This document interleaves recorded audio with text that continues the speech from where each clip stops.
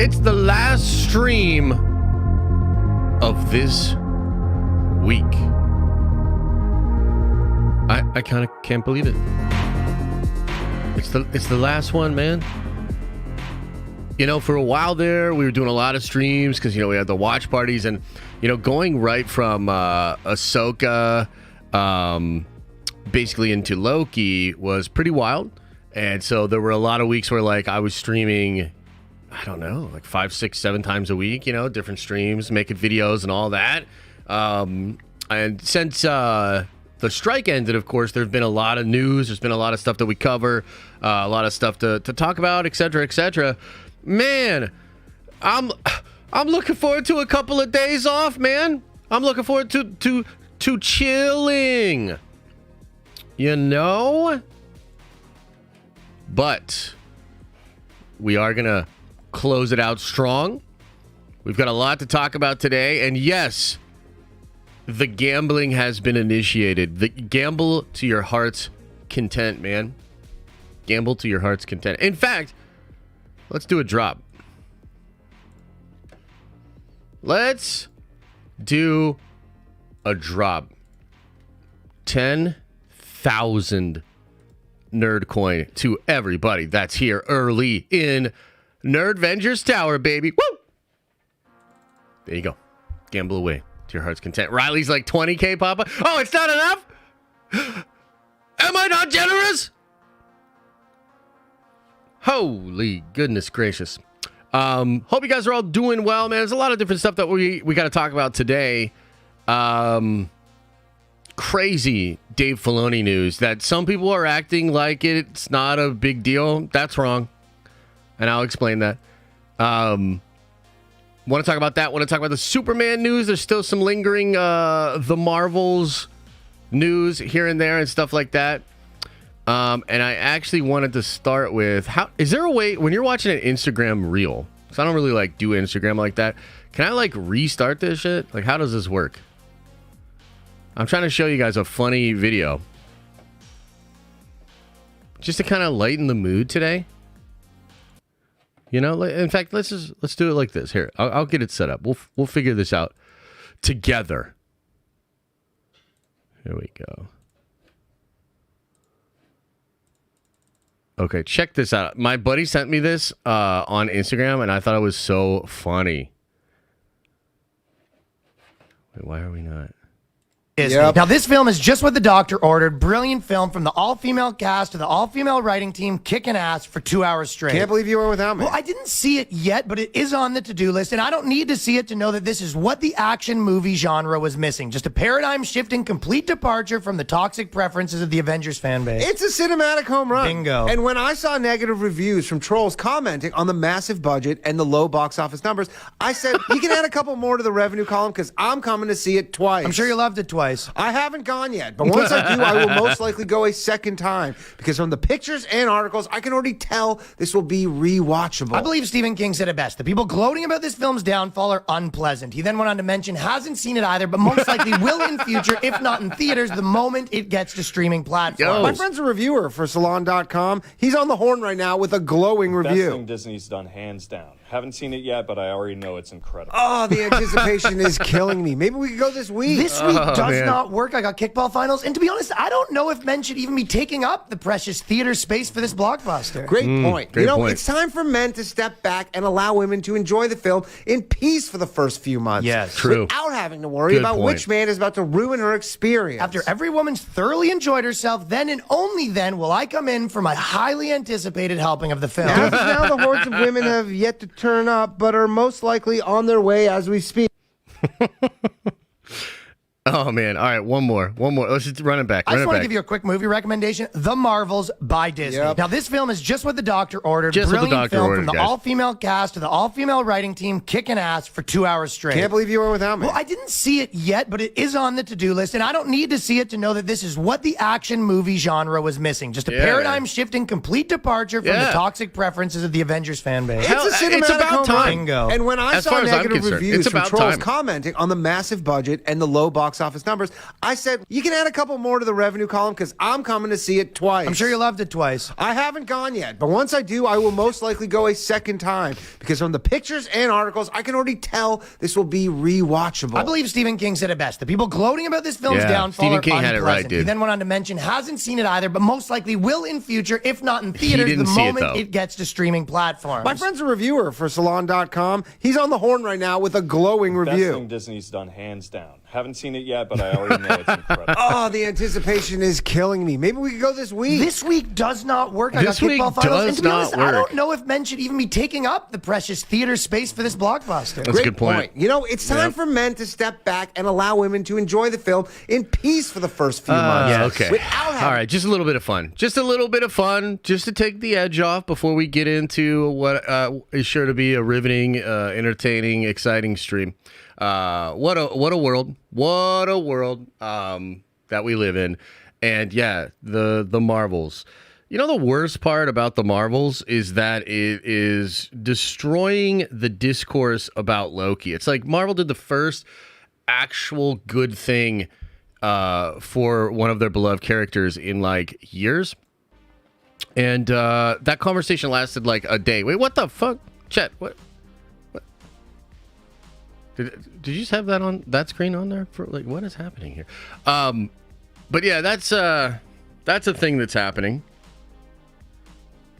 And I don't know if you guys have noticed, but of course there's a lot of discourse now about the female Silver Surfer. And I'm working on a video talking about the leaks for the Fantastic Four because, man, I think I now realize why months ago Charles Murphy said he was really worried about the Fantastic Four. I think that all makes a little bit more sense now. And female Silver Surfer, honestly, like, I think the biggest reason that people are upset about it is it's not even that it's a gender swap or whatever, because I don't think that's what it's going to be.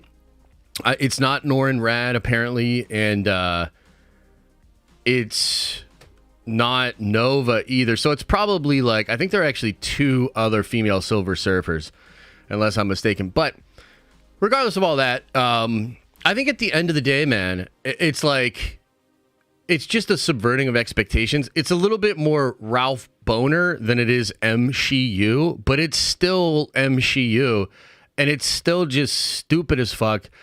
There's no reason to subvert audience expectations in that way.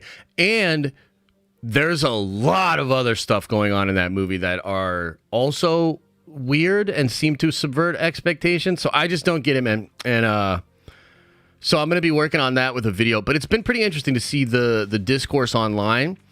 And man, it's just wild. Like I retweeted a tweet from one of these like Anon clout monsters, an account known as Kira, and the post about this has like 7+ million views, 69,000 likes, dude. So people are aware of this. People are talking about this. And like, I guess for me, I'm a little bit frustrated that, like, it just seems like Marvel's going to stubbornly try to ignore all of this shit and just move forward. And that's a huge mistake. That's what Star Wars did. That's why Star Wars is where it is at currently, which takes us into our next story. Dave Filoni. Y'all know Dave Filoni? You guys know about Dave Filoni? Have you ever heard of this guy? You know about this guy? Dave Filoni? So, what I consider to be huge news dropped in a very big article over in Vanity Fair yesterday. Not only talking about this shift and this change from Lucasfilm's perspective, but also talking a lot about just the Ahsoka show in general and how meaningful and what a big deal it is. And you know, as somebody that really enjoyed Ahsoka, despite its flaws, I thought it was really cool.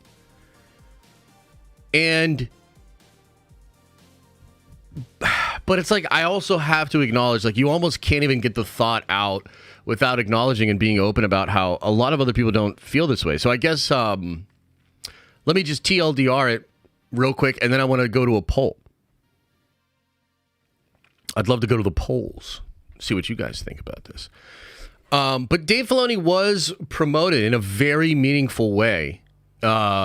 So in 2021, I know there was some confusion about this because some people were like, he's had this position since Mando 2, and you reported on it. That's not true. He was promoted to executive creative director, which honestly seems kind of like a made-up title anyways. But he was promoted to having purview of a lot of Star Wars stuff. Okay, so that's absolutely true. So he was kind of already on this trajectory in 2021, but now he is the chief creative officer.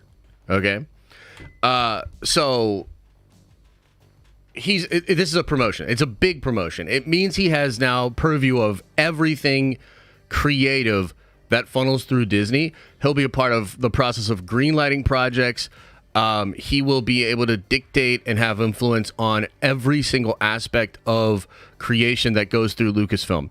So I saw some people, and mostly, you know what I mean? I saw Grace kind of trying to say that the promotion is not meaningful or that it doesn't actually mean change. And that's just like wrong. So on the one hand, you could say, and check this out. This is Chat GTP, which appears to now have Sam Altman back, which is another whole crazy goddamn thing. Don't do this, Hair. Don't do this. Behave. It's the last stream of the week. I'm not trying to get all particular. Just fucking stay there. Okay, so, yeah, let's just go over some of this stuff because I was asking some questions to Chat GTP, our future overlord of the planet, and, got some pretty interesting insight into what chief creative officer at a film studio would actually do and what it would actually be like. So check this out. It's pretty crazy. So it says here, certainly, I asked it to explain the role of chief creative officer at a film studio. So it says, certainly the chief creative officer, CCO, at a film studio plays a pivotal role in shaping creative direction and vision of the studio's projects. Here are some key responsibilities and aspects of the role. Creative leadership. The CCO is often at the forefront of creative decision making. They provide overall creative direction and leadership at the studio, ensuring that all creative vision aligns with the studio's goals and objectives.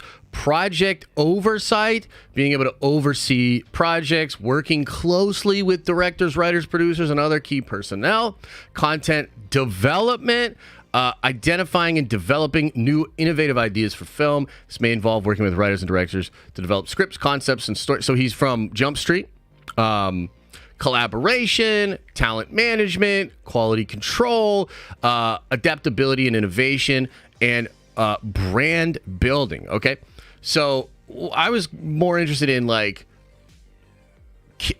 and this is a non-specific question to what's going on with Lucasfilm, but what I was curious about and what I'm really interested in is budgets and greenlighting. So number one, I asked, in this example, do they have the power to greenlight projects? And this is the answer. It's kind of cool.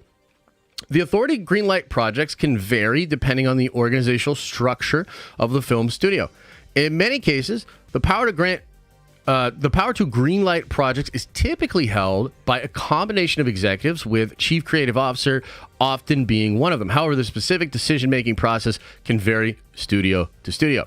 In some instances, the CCO may have significant influence in the greenlighting process. They might be responsible for presenting and championing projects to other key decision makers within the studio, such as the CEO, board of directors, top-level executives. CCO's role is crucial in conveying the creative vision and potential success of a project. In other cases, the greenlighting decision might involve a collaborative effort among multiple executives, including those responsible for financial considerations, marketing, distribution. The goal to ensure that a project not only aligns with the creative vision, but also makes sense from a business perspective. It's also important to note that the greenlighting process can be interactive, involving discussions, negotiations, and adjustments to the project's scope, budget, and other factors. The final decision often reflects a balance between creative vision and financial viability. What about budgets? Okay. So this is kind of interesting. Yes, chief creative officers are often involved in decision related to the budgets of film projects. While the primary focus of the creative aspect of a project, the financial considerations are integral to ensuring the success and feasibility of a product. Here's how CCOs may contribute to budget decisions. Collaboration with financial executives. CCOs typically collaborate closely with financial executives, such as chief financial officers, which, by the way, chat, can somebody find out who the chief financial officer is? Oh, actually, here we go. Kevin Lansbury. Mostly comes from Parks. What my inside source is telling me here. Interesting. Okay. So, together they want to strike a balance between creative ambitions and financial constraints. It would be interesting to know if there was ever a relationship between Kevin and Dave. Probably not. And I'm sure there are CCOs that maybe come more from the business side of the industry than the art side or the production side. Dave's obviously not that. But he's also worked closely with other executives for years and years at this point. I think he's been at Disney for like 20 plus years, close to 30 maybe. Somebody check me on that. But still, let's keep going here. Budget planning and approval. CCOs may be involved in the early stages of budget planning. They provide input on a creative requirement of a project and help determine the resources needed to bring the creative vision to life. Once a budget is formulated, the CCO may play a role in seeking approval from higher level executives or boards. Resource allocation. CCOs prioritize and allocate resources based on the creative properties of a project. That is really where the rubber meets the road with like where I'm going with this, because I do think Dave will be involved in budgets and greenlighting, which is massive power that he did not have before, right? They work with producers and production teams to ensure the budgets align with the creative goals and the artistic vision of the film. Okay, so there's a bunch of different ways that this can happen, and as a high-level executive, he will now have to answer to the board directly, as opposed to answering to somebody like Kathleen Kennedy, who then answers to the board. Okay, so it's a lot of like succession kind of red tapey corporate goobly glob. But let's ask it just one more question here. Would it be at all correct to say a person promoted to CCO had no real power? See what it says about this.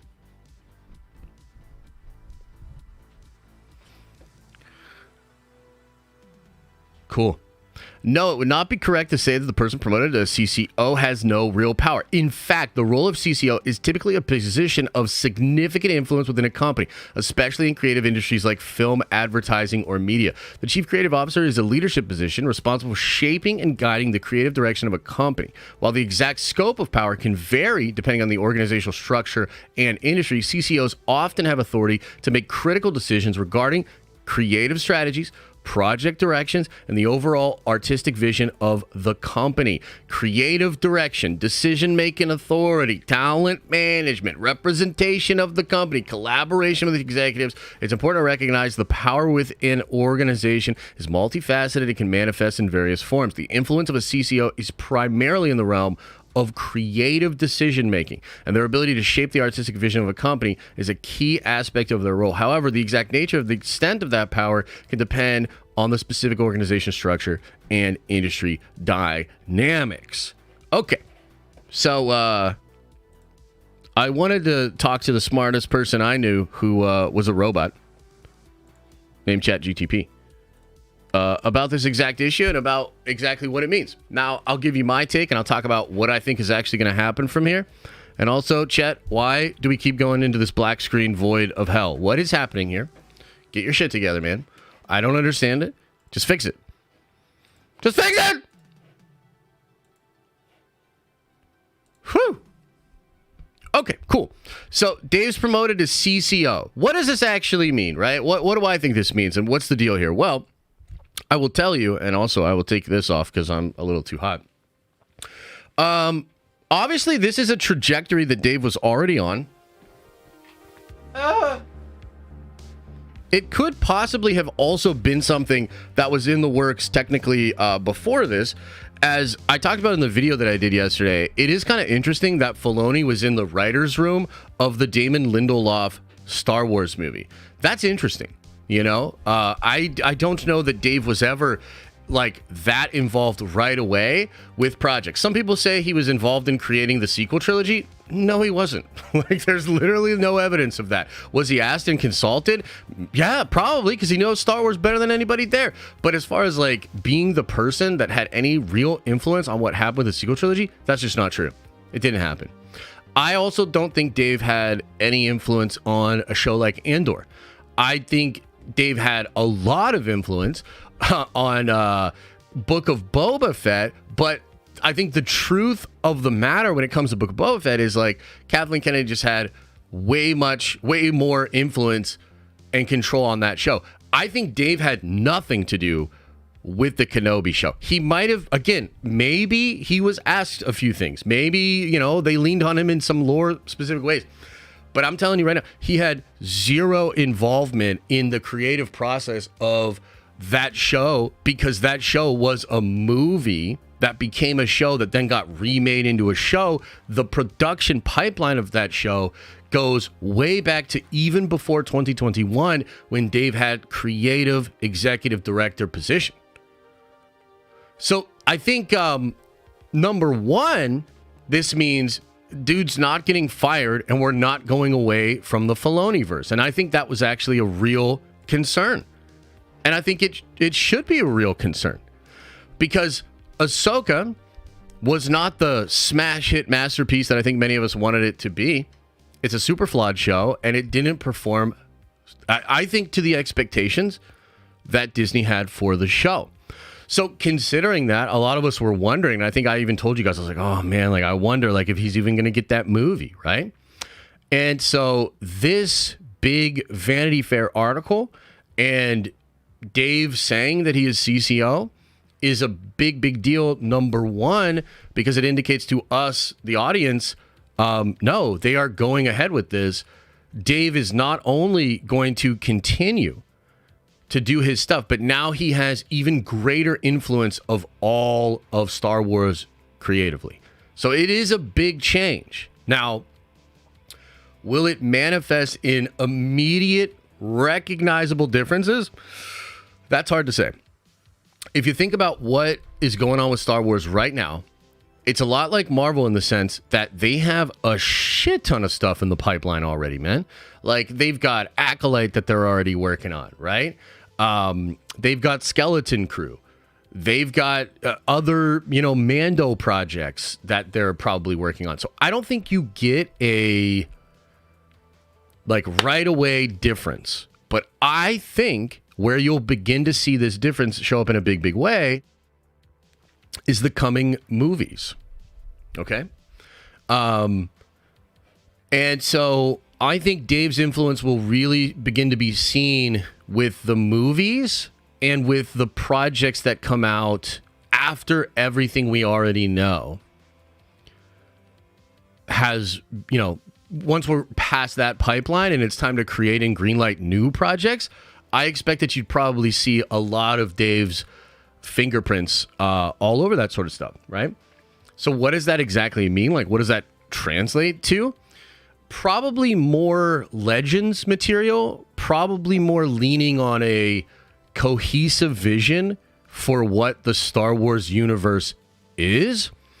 Probably more Wolves, as a lot of people have pointed out. Probably more Ahsoka. But also, I would say probably more legacy characters and, maybe even more Anakin, things like that.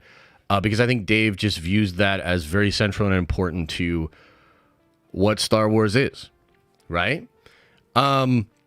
So, yeah, it's kind of interesting. I mean, I've seen some speculation that people think this means that Kathleen Kennedy is staying on board and that she's going to be the one now. It's possible that's true. Maybe her contract gets extended. I've seen some speculation that maybe this means that Dave didn't want the big job, and maybe that's true, although this feels like a perfect stepping stone to understanding what the president of a company actually does, because again, he's an officer now.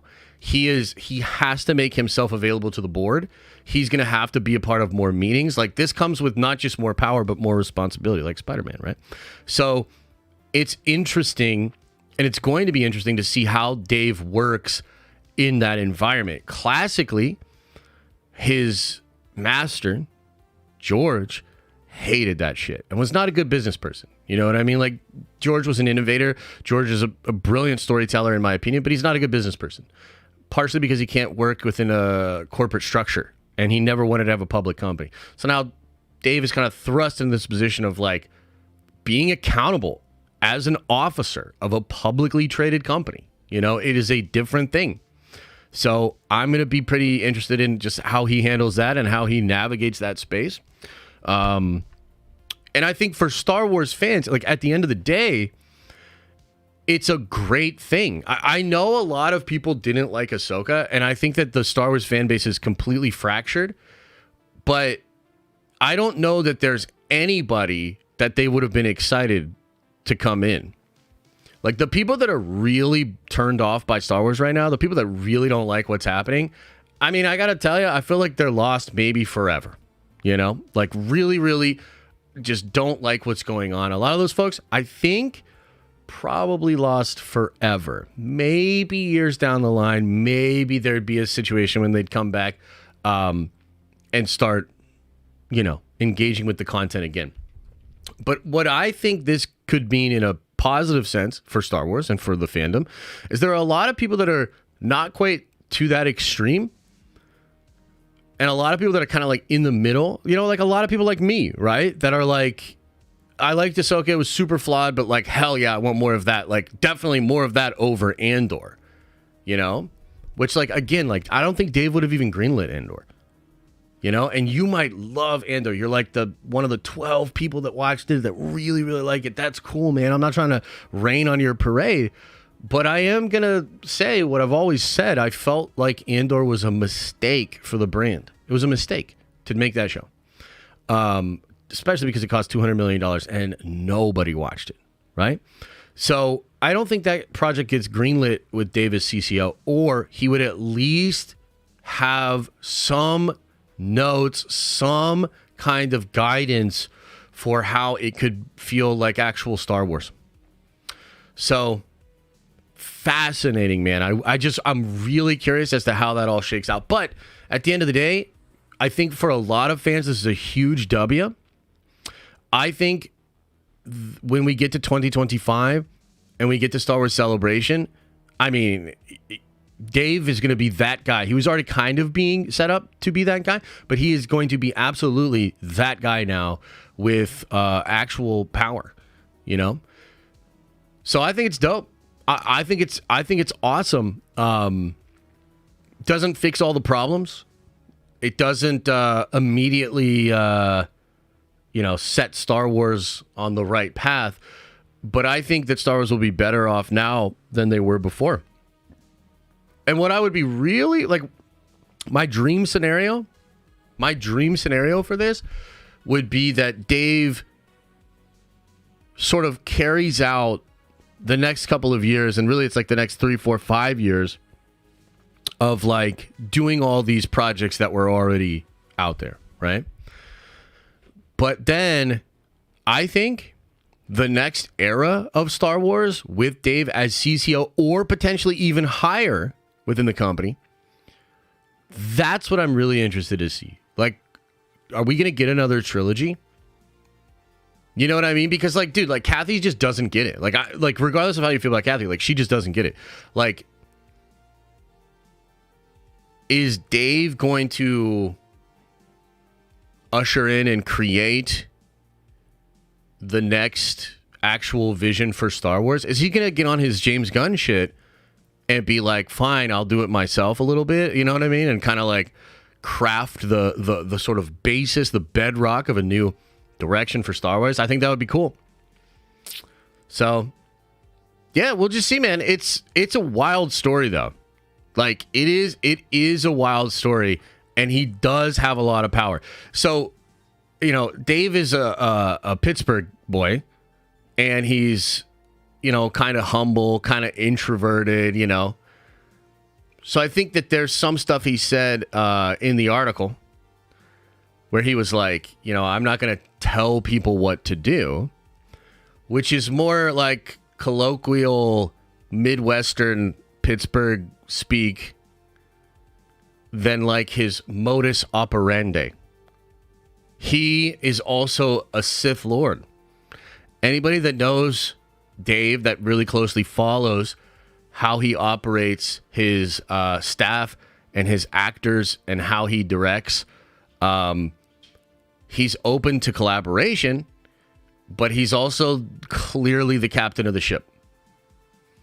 And we've heard of, corrections and adjustments and things that Dave has done that I think serve the story. And at the end of the day, it tends to be a thing where people just lean on him because they know he's that guy and that he's got that knowledge and he knows best. Yeah, it'll be really interesting to see how all of this shakes out. You know what I mean? So I don't know. I guess I wonder if you guys have any questions about that, or are there any comments? What do you think? I know there are people that aren't happy, man. Like, I know there are a lot of people that are super unhappy. My thing is just that I don't know that there is anything that would make those people happy. Do you know what I mean? Like, real talk. Like, I don't know anything that would make them happy. So I don't know that making them happy should even be a concern. Real talk. I don't know that that's actually the concern. I mean, most of them are hate watching your material anyways, paying for Disney Plus, or at least giving earned media in the way that they talk about things on social media. A time machine. Yeah, maybe. Yeah.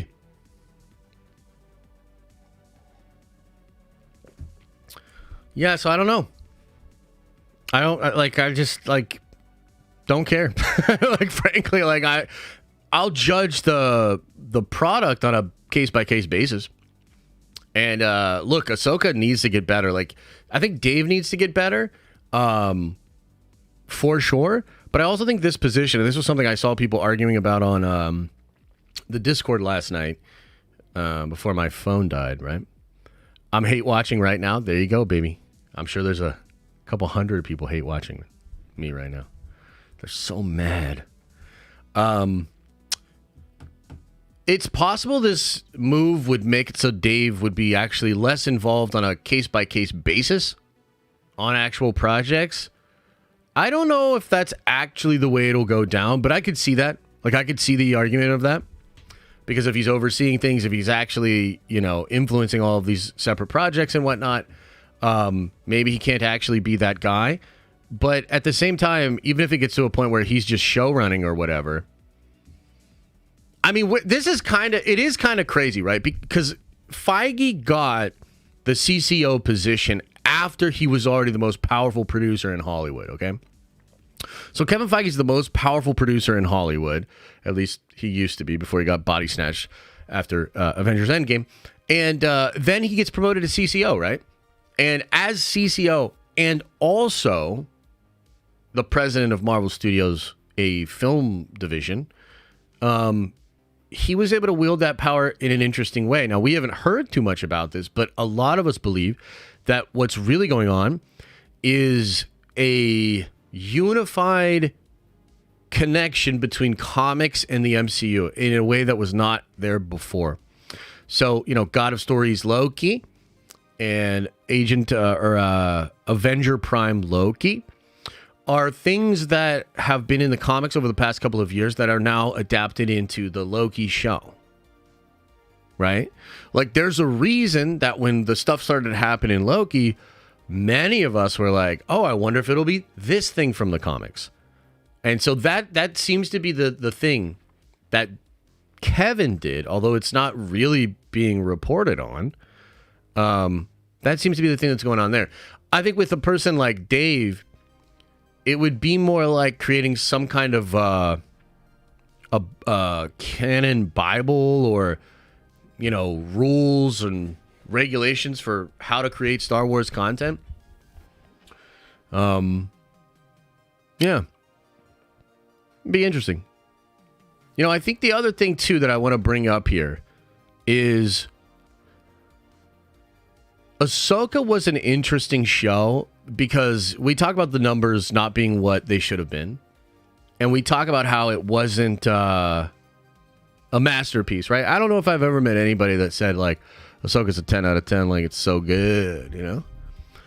But I also think that there hasn't been a pop, right? If you just, like, look at social media as, like, the crowd or the mob of Rome in the Colosseum, Star Wars hasn't got a pop like that in a long, long time.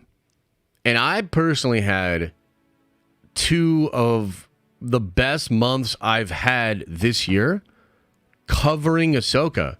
Those 2 months were incredible for me. The average view numbers on our videos were ridiculous. The streams were ridiculous. Just the whole buzz for us was ridiculous, right? So it's funny because I can sit here and say, like, yeah, it probably underperformed. At the same time, it succeeded in some ways that other Star Wars shows just haven't. I couldn't even cover Andor, right? I couldn't even cover Kenobi. Not really. Not unless I wanted to just talk about how dumb the show was. Nobody was really interested. But there were a ton of people interested with Ahsoka. So I imagine that data is probably something Disney has access to.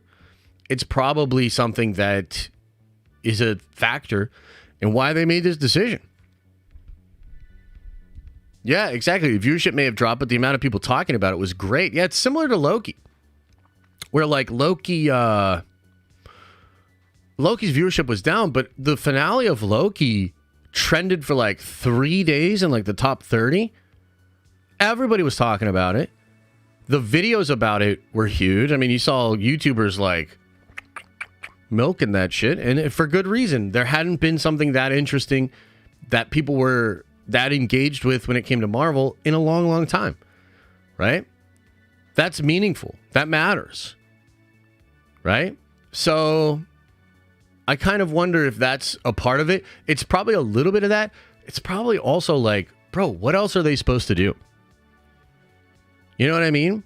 Like, what else are they supposed to do? Like, who else would you bring in? You guys want Tony Gilroy to take over Star Wars? Like, ugh. Like, who else would be a good person for this role? Like, I can't think of anybody. To be fair, I don't think Star Wars has ever really been super mainstream. It's always been kind of a nerd culture thing. Oh, really? That's not true. So did you guys know that Empire Strikes Back made less money than A New Hope, even though pretty much everybody considers it to be better? And the reason that is because the first movie was a phenomenon. It was an absolute phenomenon. It played in theaters for like over a year. Some people saw it like 30 times. It changed things. The closest thing to that was actually The Force Awakens afterwards. The Force Awakens, that time period, like, I lived through it, man. That shit was crazy. It's part of the reason why I'm so bitter about where Star Wars is at right now, because there was a time where I'd walk into Target and you had a huge display of Star Wars stuff. I'd be at work and I'd have people coming up to me being like, dude, so I just watched the new Star Wars. I kind of dig it. Like, tell me more about Star Wars. Like, I'd never experienced that before, where it felt like Star Wars had an actual true resurgence, you know? And so to say, like, I don't think Star Wars has ever been that popular is just incorrect. Like, that's a silly thing to say, frankly. A silly thing to say. Filoni story and lore, but with Gilroy dialogue. Oh, no, absolutely not. I can't stand Tony Gilroy's dialogue in that show. I can't stand it, dude. Like, I know you guys like it. Star Wars has never been that. It's literally never been that, bro. Governor talking. I thought I recognized your foul stench when I came on board.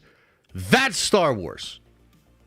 Not like some complex, fucking intricate dialogue about how homie likes cereal. That's not Star Wars, bro. It's soap opera, guys. It's space soap opera. It's Shakespearean. It's like, it's not Tarantino style dialogue. You know what I mean? It's just that it's never been that. Like, it's never been that. You know? Should I shower? Nah, man. You don't need that. You don't need that. The Illuminati made that shit up to sell extra water. Think about it. Okay.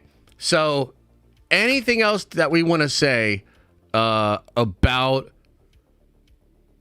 Dave Filoni, Star Wars, Ahsoka? What else is going on? What else do you guys... And we'll do more Q&A and shit later. But for now, I'm wondering, what do you guys think? Ahsoka staring for 10 hours has never been that. Ahsoka staring for 10 hours has never been that. I don't know what that means, but yes. But talking about trade routes and taxation is okay? Hell yeah, dude. I love my trade routes. I love my trade routes and whatever else stupid thing you said.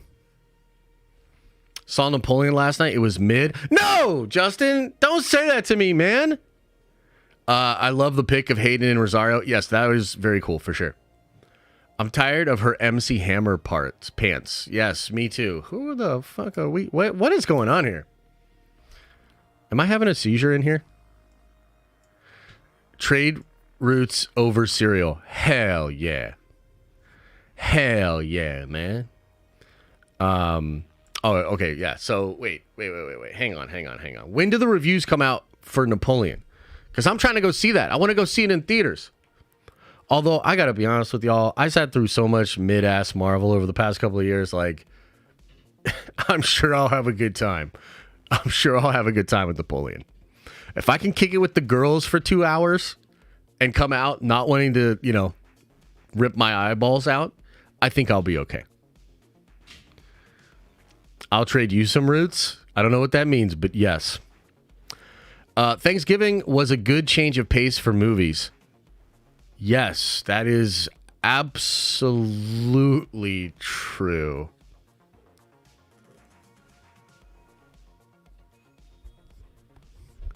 %.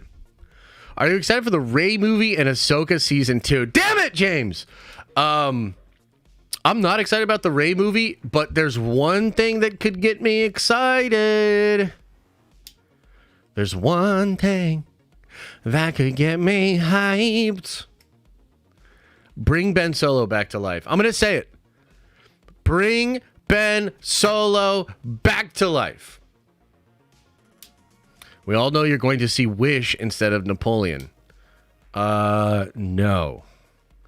It's going to be a no from me, dog.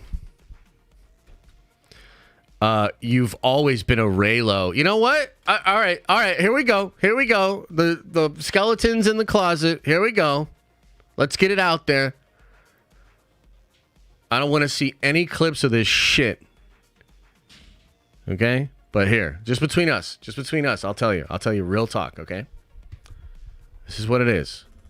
Okay? Here, pause the music. The truth. Raylo is the most compelling thing from the entire sequel trilogy. And Disney are fucking cowards for not following through on it. And because they didn't, they ruined the trilogy. I'm sorry. That's facts. Why did they kiss? Well, the kiss was just this horrible forced Hollywood goobly glob bullshit.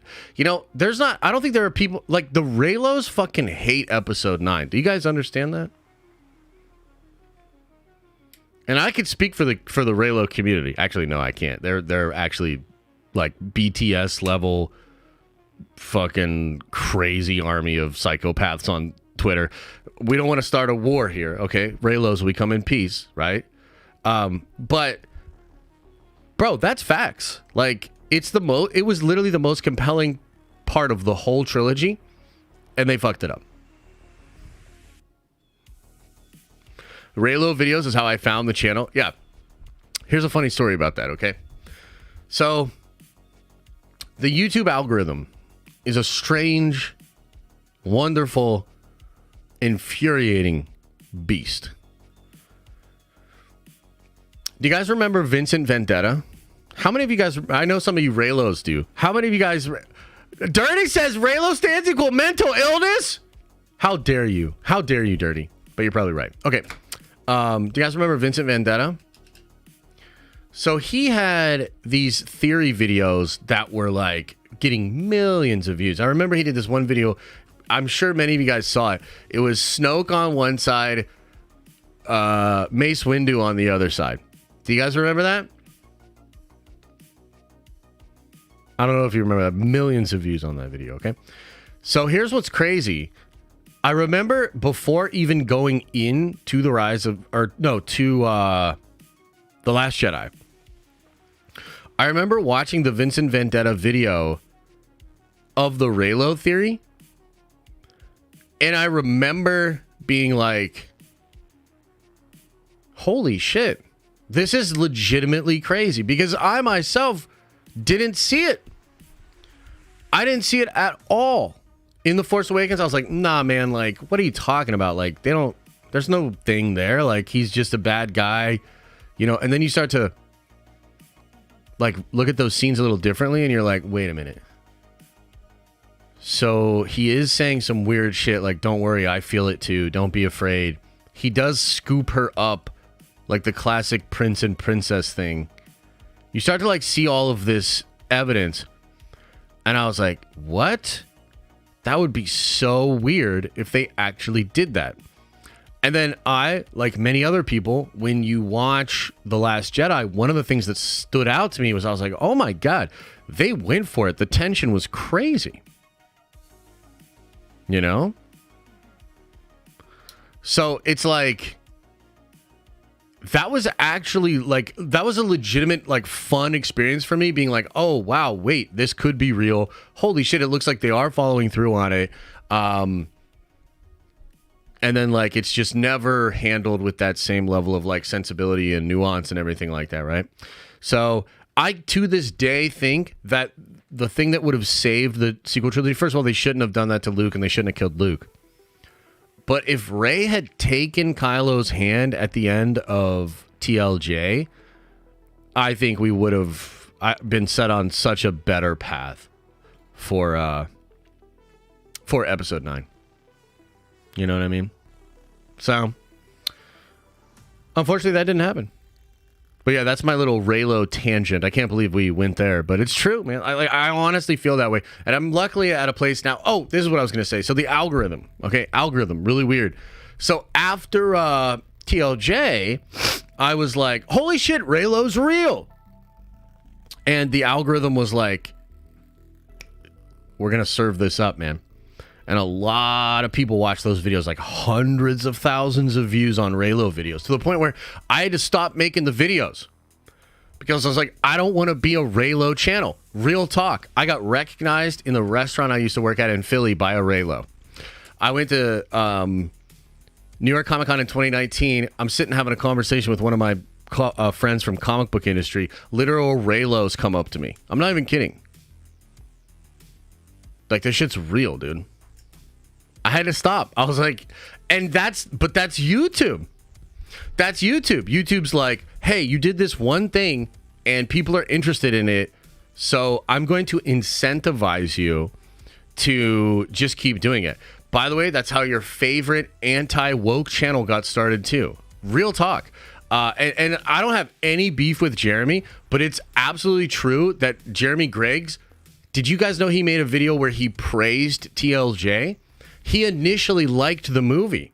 I don't know if that video is still up. I imagine it's not, but he doesn't seem like a liar to me, so he'd probably admit this. He made a positive TLJ video. And I'm not saying that he didn't authentically change his opinion about the movie, but I will say that YouTube algorithm is a mighty enticing influence on how we make content and how we decide to put our shit out. So for me, it was not anti-woke stuff. For me, it was Raylo. And I had to sit there and be like, do I want to be the fucking Raylo channel? And I didn't. I didn't want to. Theory made positive Rise of Skywalker videos. Yeah, so did I. I initially really liked Rise of Skywalker. And I think I convinced myself for a long time that it was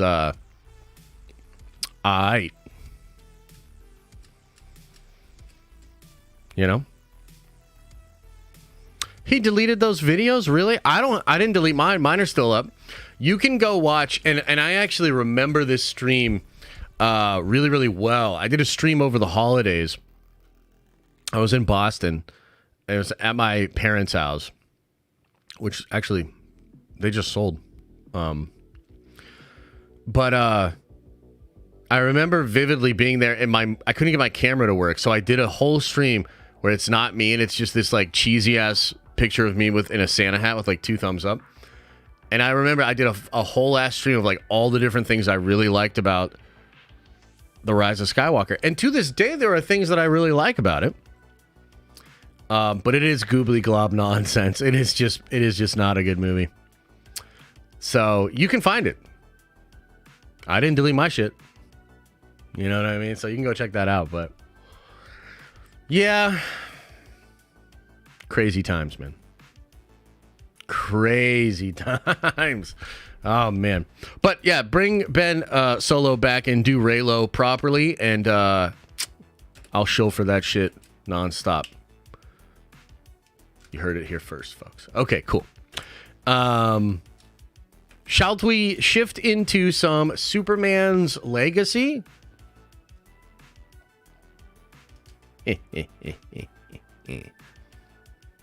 Shall we shift into some Superman? Oh, actually, somebody brought up Unity. That's a good idea. Tonight at 7:30, if you are a Unity collector, I'm also going to put an update up on the Kickstarter as well. If you're a Unity collector, tonight at 7:30, big stream town hall meeting. A lot of stuff that I want to go over with you guys about Unity. So try to make sure you either watch it live or you can watch it on the replay. It's going to be a big deal. It's going to be real chill. DC talk. All right, I'm going to head out. Yeah. So, man, the casting for Superman Legacy, to me, has been feeling pretty on point. Let's pull this up. And I can't believe we're here, but I'm starting to think we might actually need James Gunn to save the superhero genre. There's another hot take that you guys can spread out on in the clips and everything like that. But yeah, I'm 100% serious. Like, my faith in Feige has been shaken, and I think that's just reasonable considering where Marvel is at and considering a lot of the stuff they've been doing. So I'm at a place where I'm like, bro, like, and you know what's funny and ironic about this too? Is the day we found out James Gunn was getting the job, and this was before he and I had our beef and everything, right? But the day that James Gunn got the job, I did an emergency stream, and I remember, and you can, by the way, I didn't delete this shit either. You can go find this stream. I talked about how I thought this could really be good, and I felt like even though I don't personally like James Gunn's style and work a lot, like that's just not my personal taste. Like, my favorite movie of his is Guardian 1. Guardians 3 is pretty decent. But, like, I don't like Peacemaker. I don't like the Suicide Squad. I hate Guardians 2, even though there's some cool stuff in there. Yeah, so I'm not a big James Gunn, like, fan, at least as far as his body of work. But you can't deny that the dude is a super sweaty nerd. And he understands comics. And that's, like, rare in Hollywood, right? So, I mean, like, look at this cast, man. And, of course, the most recent bits here, Nicholas Hoult as Lex Luthor. We've got this dude being Jimmy Olsen. We've got Lex Luthor's assistant, and she looks like an absolute dime. We've got the engineer, which is also, like, I was thinking about this, too. I wonder if Feige decided to go with a female Silver Surfer just to have another silver, metallic-looking lady just like the Engineer. You know, like Peacemaker? What the fuck? Yeah, I thought it was dumb and stupid and dumb. Feige does this a lot, actually. Like, we knew about BVS, and then Feige was like, no, we're going to do Civil War, and we're going to beat him to the punch. So, did he just make Silver Surfer female to try to make Engineer look like they were copying Silver Surfer? I don't know. That's kind of interesting. Kind of wild. But I'm sure she'll do a good job. We've got Mr. Terrific. Looks exactly like I would think Mr. Terrific would look like. Hawkgirl, Nathan Fillion, Guy Gardner. Who's this guy again? I keep wanting to say Amazo, but that's not Amazo. I forget who this guy is here. But yeah, I mean, this cast looks awesome.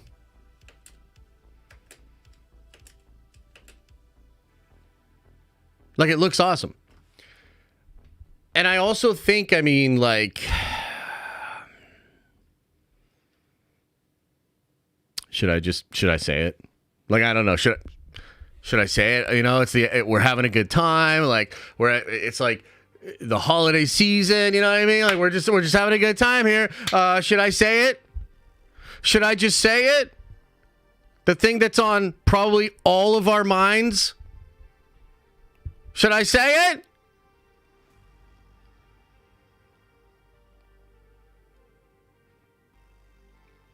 It feels a little bit like Kevin Feige would look at this cast and say,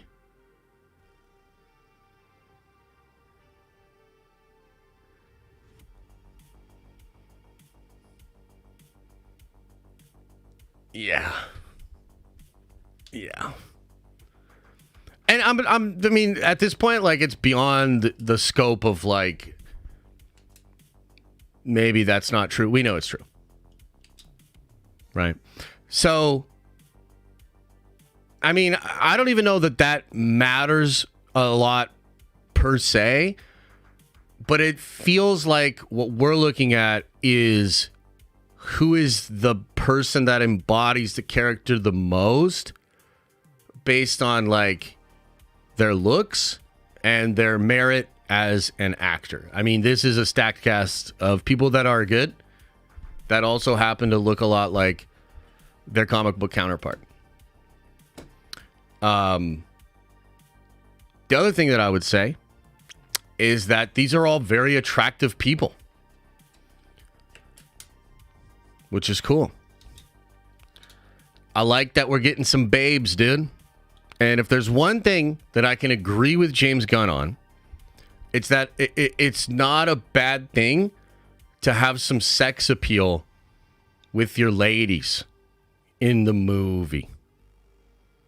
You know what I'm saying? So in some really interesting way here, and I almost can't believe it, but James Gunn might be able to swoop into the scene and just not have all these whack-ass considerations that feel very safe, corporate, Disney, fucking lame as fuck. Maybe those considerations just aren't here. And maybe that will be an incredible breath of fresh air.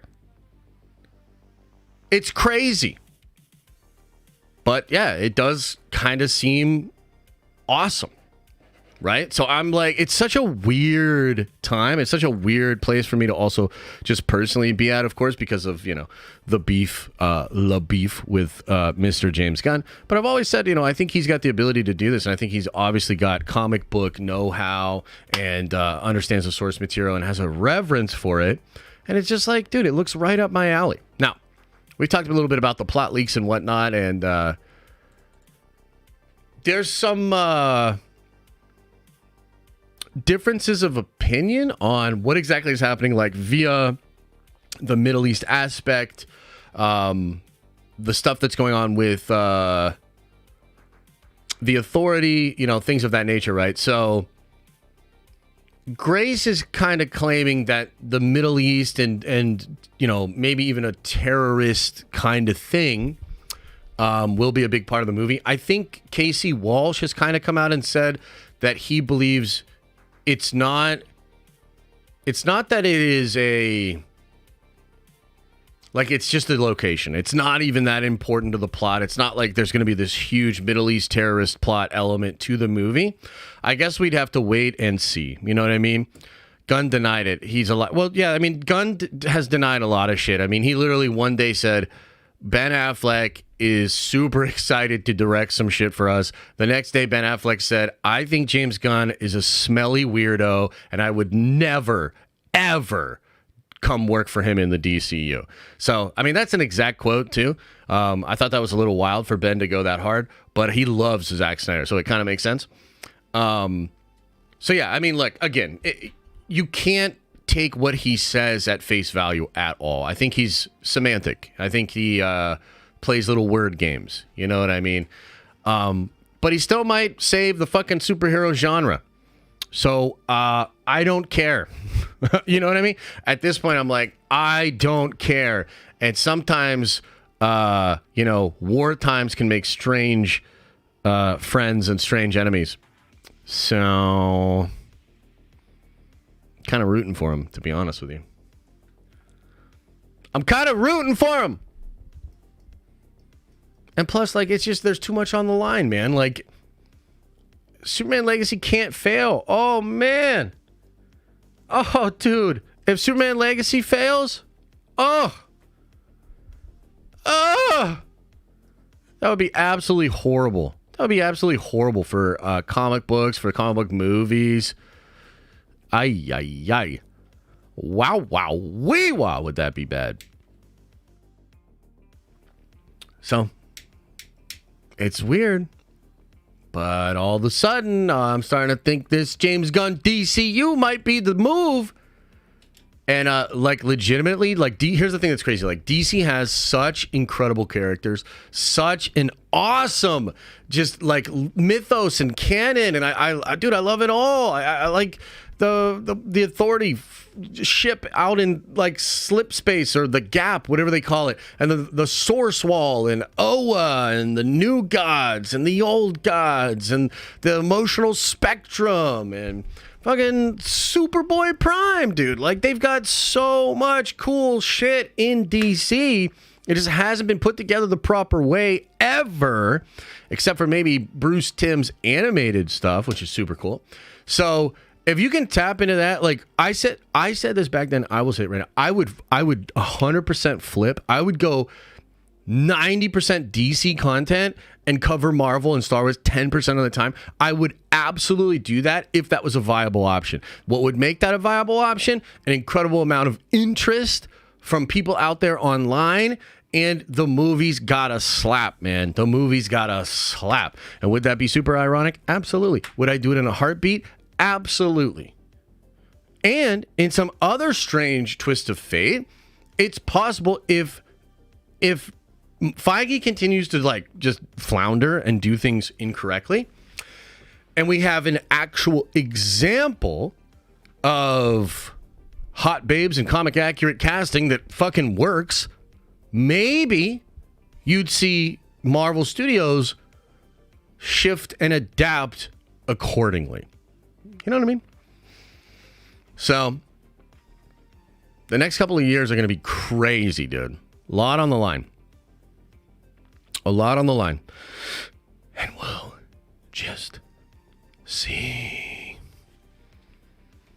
I thought about I'm not quite there yet. You know what I mean? Look, at the end of the day, a lot of these things, I've been really triggered by a lot of Marvel decisions and by just the lack of quality. I mean, they bookended the year with Goobly Glob. You know what I mean? So I'm super frustrated, and I've been really close to making some James Gunn greater than Kevin Feige type tweets, and even making some shirts. Maybe we make a merch thing where I don't know. I've just been thinking that way. We're not quite there yet, but I would 100% flip. If he's delivering the goods, I would fucking flip.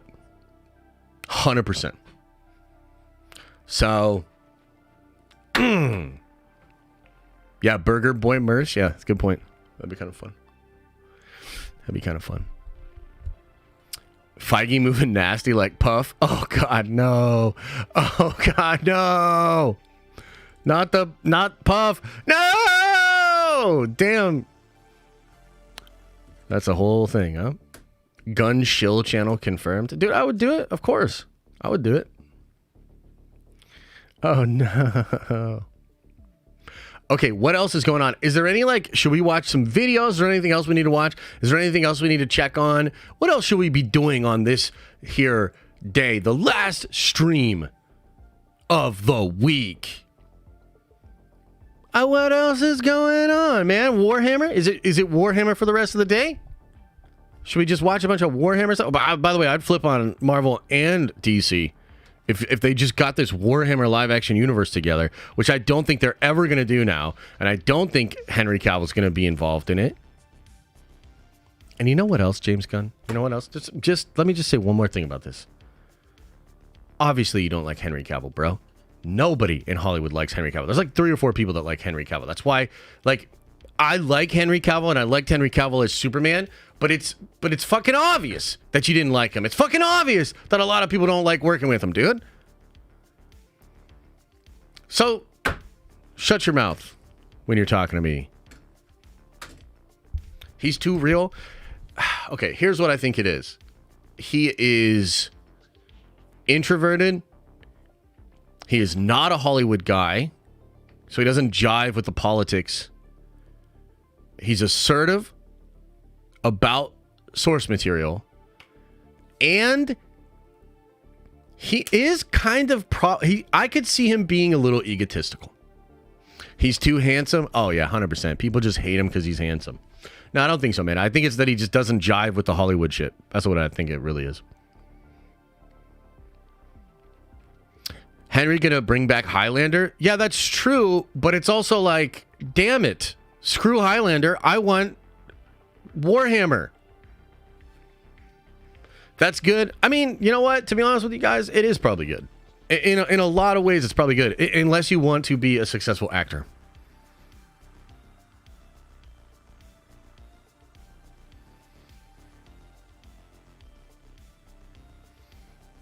But no, I mean, morally, yeah, probably good. You know what I mean? But, yeah. Hey, if you got along with The Rock, I can vibe with him. You feel? Are you talking about, Dwayne, the walking billboard Rock Johnson? Is that who you're talking about? You know who The Rock gets along with? Anybody around him when a camera's on. Did you watch that Joe Rogan interview? What was it, 2.5 hours, 3 hours of we're not going to talk about it? Yeah. It's about drive. It's about power. It's about don't talk about Star Wars or how I called you racist. Steroids, not Star Wars. That's what it's about. Sheesh. The Rock and Kevin Hart. I bet The Rock and Kevin Hart actually have a good relationship. Yeah. America needs The Rock in office. Oh. Okay. Yeah. Yeah, definitely, man. Yeah. Okay, what else? Is there, there's got to be a video. Is there a video? Yo, let me ask another question here. Where's my Invincible fans at? Invincible fans, where you at? Crisis on Infinite Earths Part 1 trailer react. What? Okay, let's check it out. Damn drugs are bad. Okay. Yes. Okay, wait, what is this? Crisis on Infinite Earths?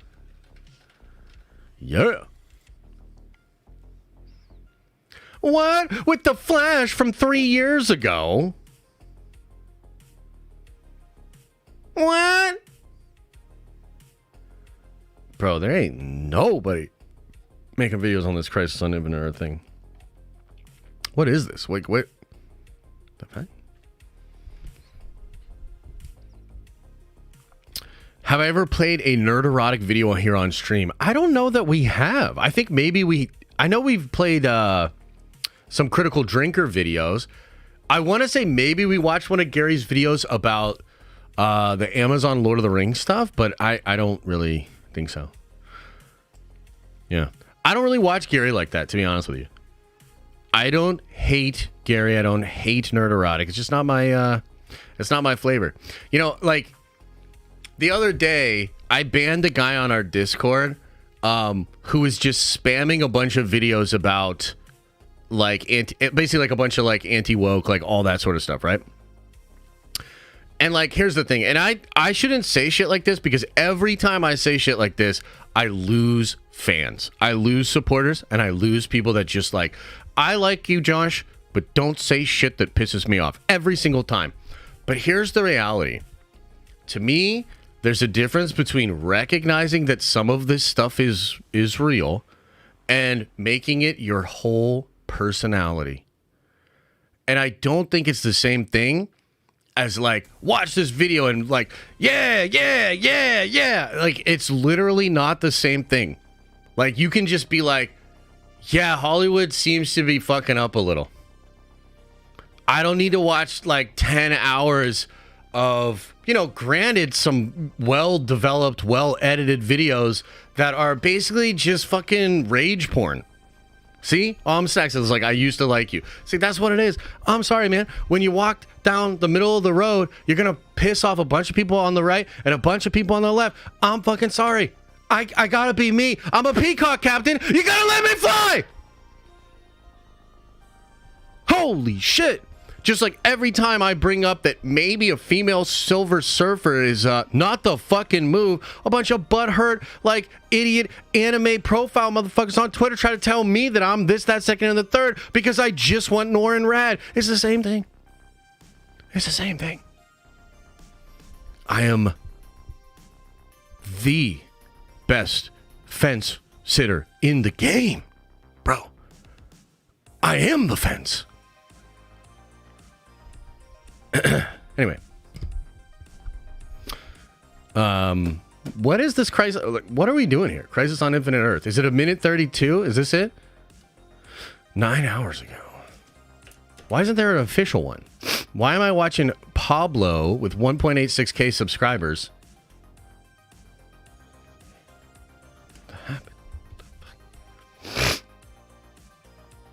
Video request. Screen Crush's video saying no Doom, keep Kang, trigger warning though. That would probably be funny. That'd probably be fun.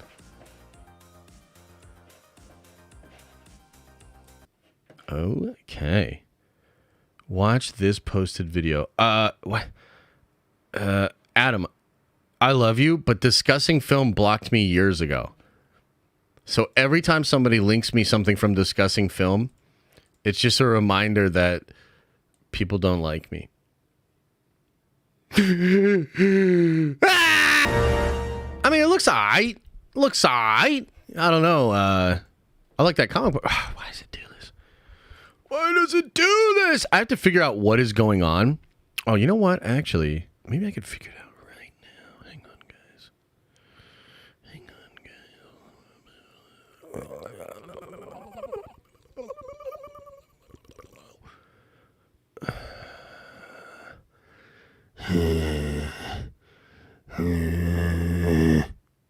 Okay. Here it is. So let's do this. Maybe that's the one. Let's try it. Let's try this. So let's go back into here. Let's go back. I think I might have fixed it. Let's go. And you guys say I suck at technology, which is totally true. Yeah, Crisis on Infinite Earths. Part 1 looks kind of cool. I don't think it looked like super great, but I like that comic book story, so that's cool.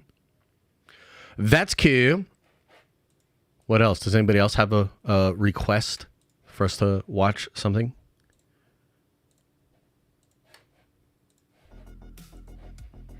What else is out there? Looks like an 8, fun watch. Oh, I'm sure it'll be fun. I just frankly wasn't blown away by the trailer. I mean, knowing what I know about that team over there, knowing what I know about that story from the comics, like, yeah, no, it's going to be cool. It's going to be pretty cool.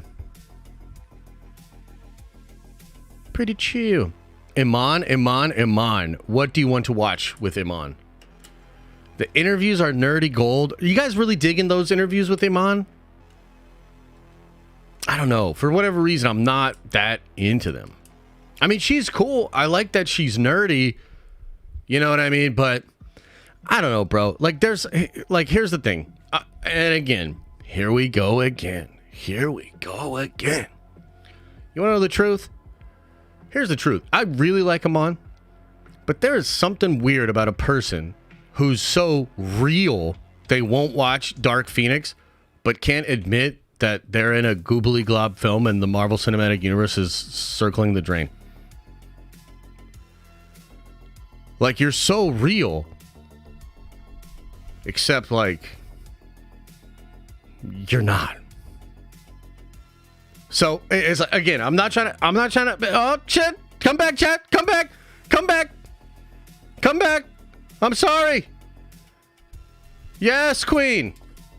Iman. Yes, Queen. But yeah, nah, not for me. Not for me. Hope she has a bright future in the Marvel Cinematic Universe, though. She's good. Rob's Doctor Doom video? What Doctor Doom video? Did he do a new one? Man,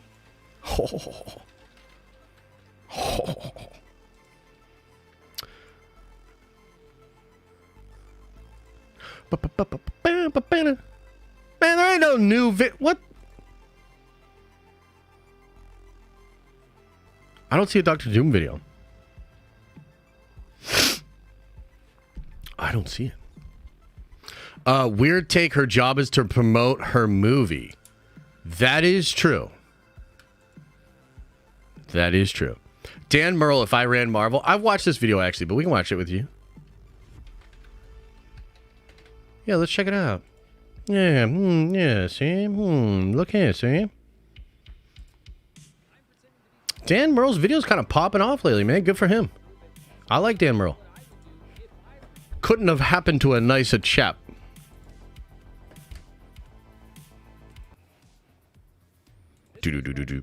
Go to babbel.com/Dan to get 55% off your subscription and stay tuned after the show for more info. Rules and restrictions may apply. All right. Hey, everybody. I'm Dan Merle, and I'm super excited to do a little bit of an experiment. I've done this a few times if I ran movie theaters, if I ran DC, and I basically take something that I think could perhaps use a little bit of improvement or advice that they surely won't take and that's really unsolicited, and try to explain what I would do if I were What's worse, Dark Phoenix or the Marvels? Dark Phoenix. I mean, she's not wrong. Day or maybe a week, I'm just a month, like, a year. I don't know. It depends on how long these changes take to make. Full disclosure, I am pre-taping this because I'm away on my honeymoon a few days before the Marvels comes out. So basically, he put this out there risking the possibility of the Marvels being the movie that completely turns the MCU around.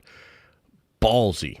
However, I have had a chance to review it. You can see that here on the channel. And never mind. He knew. Absolutely packed with things that I was already planning to address in this video. I don't know what the box office performance of the movie is going to be as this is one of the worst parts of the movie for me, is how all the action sequences are just on stupid stages like this. Like, nothing is interesting about this.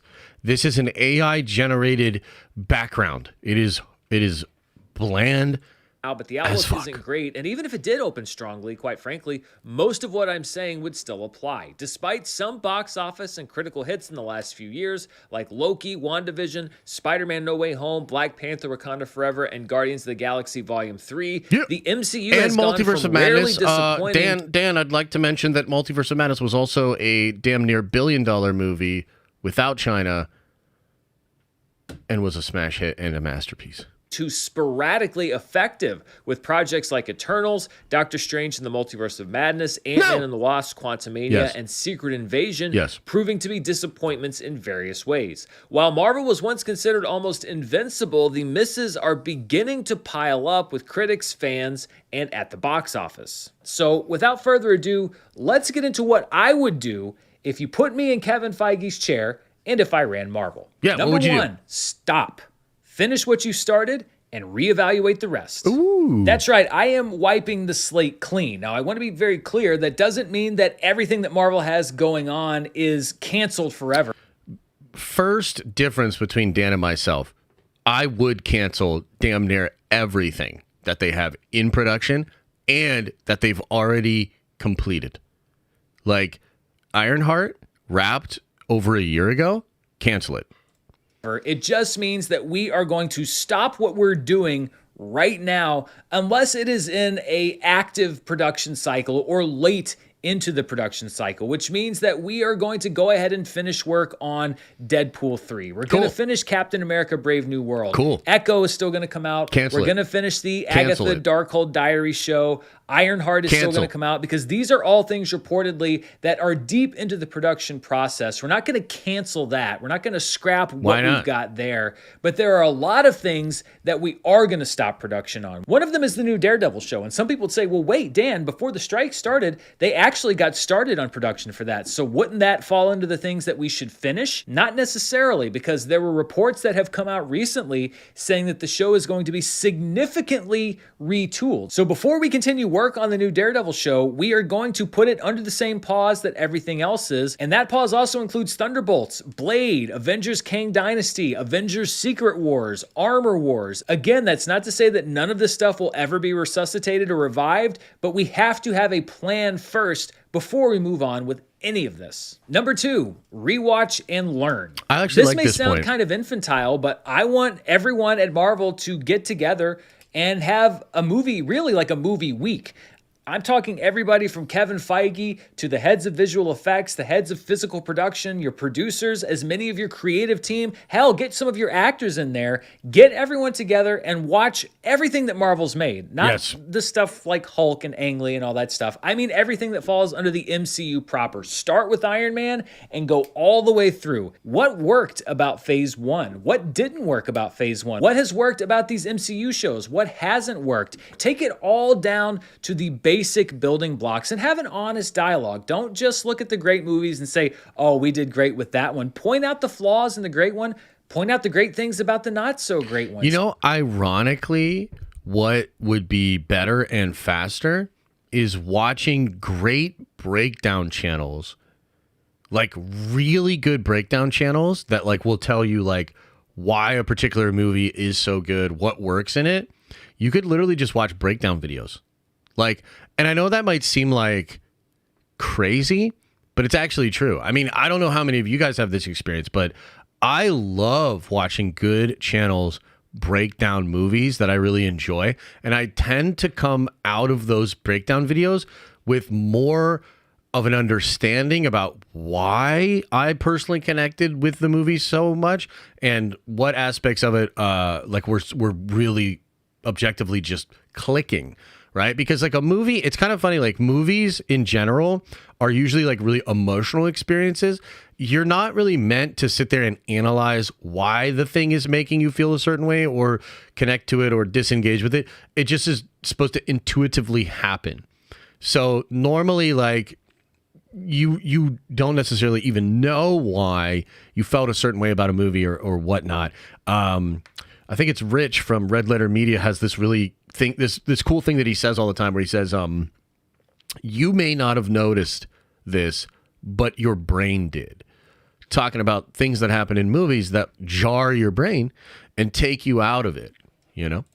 But you really have to go back and break down what it is that people loved about this thing in the first place and what it is that inspired others creatively before you can go forward and try to replicate that magic. Number three, go back to formula. I know, things don't go well for Marvel characters when they're told to go back to formula.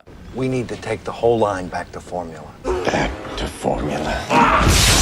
But there's a difference between going back to a formula and making something that's formulaic. Formulaic just means that you're coloring by the numbers, basically. Well, it has this thing, that thing, and the other thing. And I think that's partially how Marvel got here to begin with. Now, when I say going back to formula, I mean making things that are based on what fans responded to from the very beginning. I'm talking about a universe that's built not on epic crossover events, but that has meaningful stories about individual heroes first. The Guardians weren't introduced as the team that would bring down Thanos. Now, yes, Thanos was in the first Guardians film, but the first Guardians movie was about those characters, it was about the formation of those characters. And even though they played a critical part in what happened down the road, first James Gunn sold us on who those characters were. It was not about building what they were going to do next, it was about building who they are now.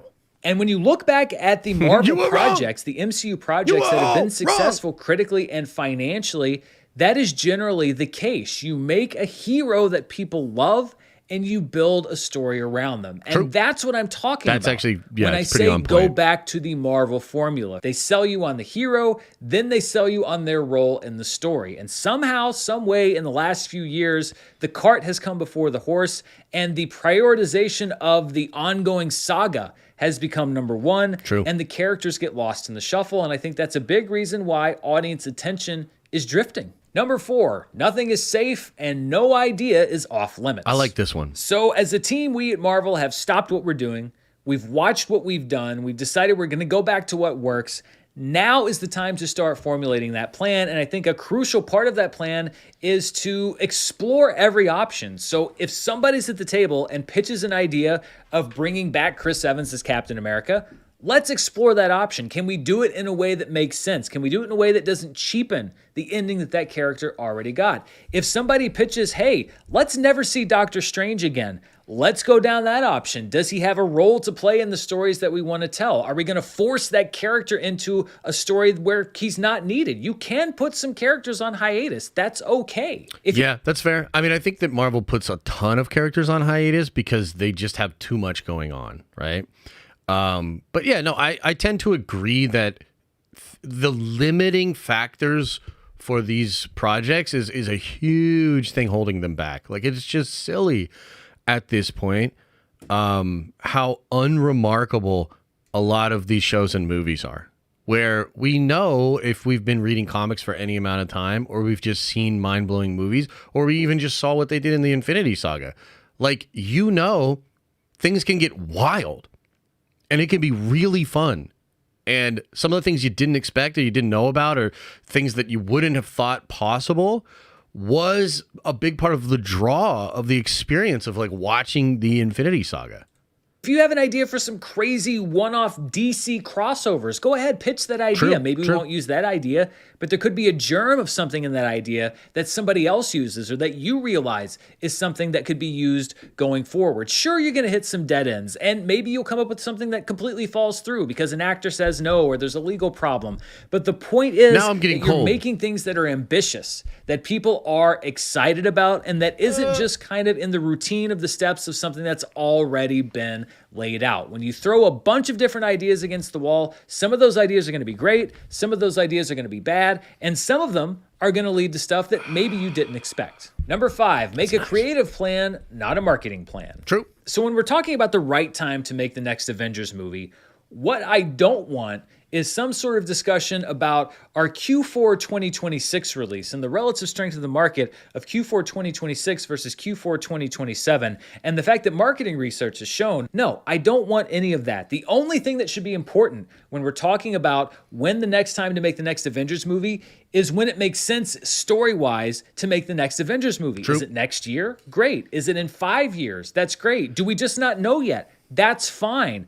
Don't come up with a plan for when we're going to make movies based on how people want to sell them. Forcing movies into theaters in order to keep characters alive for marketing or merchandising purposes, in my opinion, shortens the lifespans of those characters. It doesn't lengthen them. I think that you run the risk of the audience getting tired of a character that they see too often, or maybe a character that they just don't like. Do we need 3 different Ant-Man movies? I don't necessarily think so, and I love Ant-Man. If audiences like the story and they like the character, then odds are they're going to show up for the next movie that the character is in, regardless of how long the break is between those different movies. And so you don't have to worry about when you're going to make that next Avengers film. Although, speaking of the Avengers, number 6, give the Avengers a break. This one's wild to me because we've been on break since Endgame, and so I just don't get this. Yes, it's possible that somebody comes up with a great Avengers story, but in my opinion, I think it's time to give the Avengers a hiatus. And listen, they were a great team. They anchored 10 years of Marvel storytelling, some of the most successful filmmaking of all time. They brought in billions of dollars. Most of those movies were critically well received. People love the Avengers, but I think it's time to give them a rest. Definitely. You can still focus on individual characters that are in the Avengers, but as far as the team of Earth's mightiest heroes, I think it's time to put them on the shelf until people, and I know this might seem like a novel concept, miss them. They want to see them. It's not like, oh, another Avengers movie? What was the last one? Who's even in the Avengers? No. Yeah, this one's kind of weird for me, again, because we haven't had an Avengers movie since Endgame. What was that, in 2019? So it's already been 4 years. It's going to end up being 6-7 years before we get the next one. You want people saying, wait, when are the Avengers coming back? I can't wait for that next movie. We're saying that. We're saying that right now, Dan. And even if some of the other Avengers movies, recent stuff, haven't been that well received, time heals all wounds. If you don't believe me, just ask Andrew Garfield. Yeah, that's a good point. He went from what some people thought was the most disappointing Spider-Man they'd ever seen on screen. They didn't like The Amazing Spider-Man 2. Audiences completely rejected that film, to being what people loved the most for many people about Spider-Man No Way Home. True. If something's not working, put it away, wait for a while, and you never know, in 5 or 10 years, people just might miss it and want more of it. Number 7, rebuild with Fantastic Four, X-Men, and Spider-Man. That's a good move. Spider-Man is a lucrative character. Yeah. He has been successful inside the MCU. He has been successful outside the MCU. Yeah. It is rare to find a Spider-Man project of any type directly tied to Spider-Man that's a financial or often even a critical disappointment. True, I know that true. Spider-Man's kind of the man. people love the original Fantastic Four movies, I think largely for nostalgic reasons or for cult hit reasons. And Jessica However, Alba. I think that those movies are far from sacred, so there's a lot that can be done there. And I think that audiences are ready for good X-Men movies again. True. People love the X-Men movies, the original ones, but it's been about 20 years since they came out, and there are a lot of really bad X-Men movies. So some people might say, well, wait, no, X-Men is played out. When did Apocalypse come out? When did Dark Phoenix come out? I thought Dark Phoenix came out in like 2018 or 2017. It certainly has not been 20 years. I would disagree. I would say that good X-Men isn't played out. It's just that so many of the X-Men movies of the last 10 years It came out in 2019. haven't been good. Keeping in mind that you want to be receptive to all ideas, I think that X-Men and Fantastic Four should be the main focus and main priority. Not after the Avengers movies that we already have planned, now. They were the backbone of Marvel for many years in the comic book universe. Disney, you bought Fox for a reason. For billions of dollars, use these properties. Let them come out and play. Don't make them take a backseat to these other plans that quite frankly aren't working. Let's get them into theaters sooner. I agree with that, but there are two things. Number one, they are doing that. That's what Deadpool 3 is about, right? And number two, I think this move should have happened a lot sooner. It's like that time is almost past of like, yeah, let's not like, because I agree. I think they should have just went right into Fantastic Four and X-Men, you know? And I think things would be way different right now if that's what was happening. But it seemed like Feige just kind of stubbornly was like, no, we're going to finish our 5-year plan of filler and then put the X-Men and the Fantastic Four in.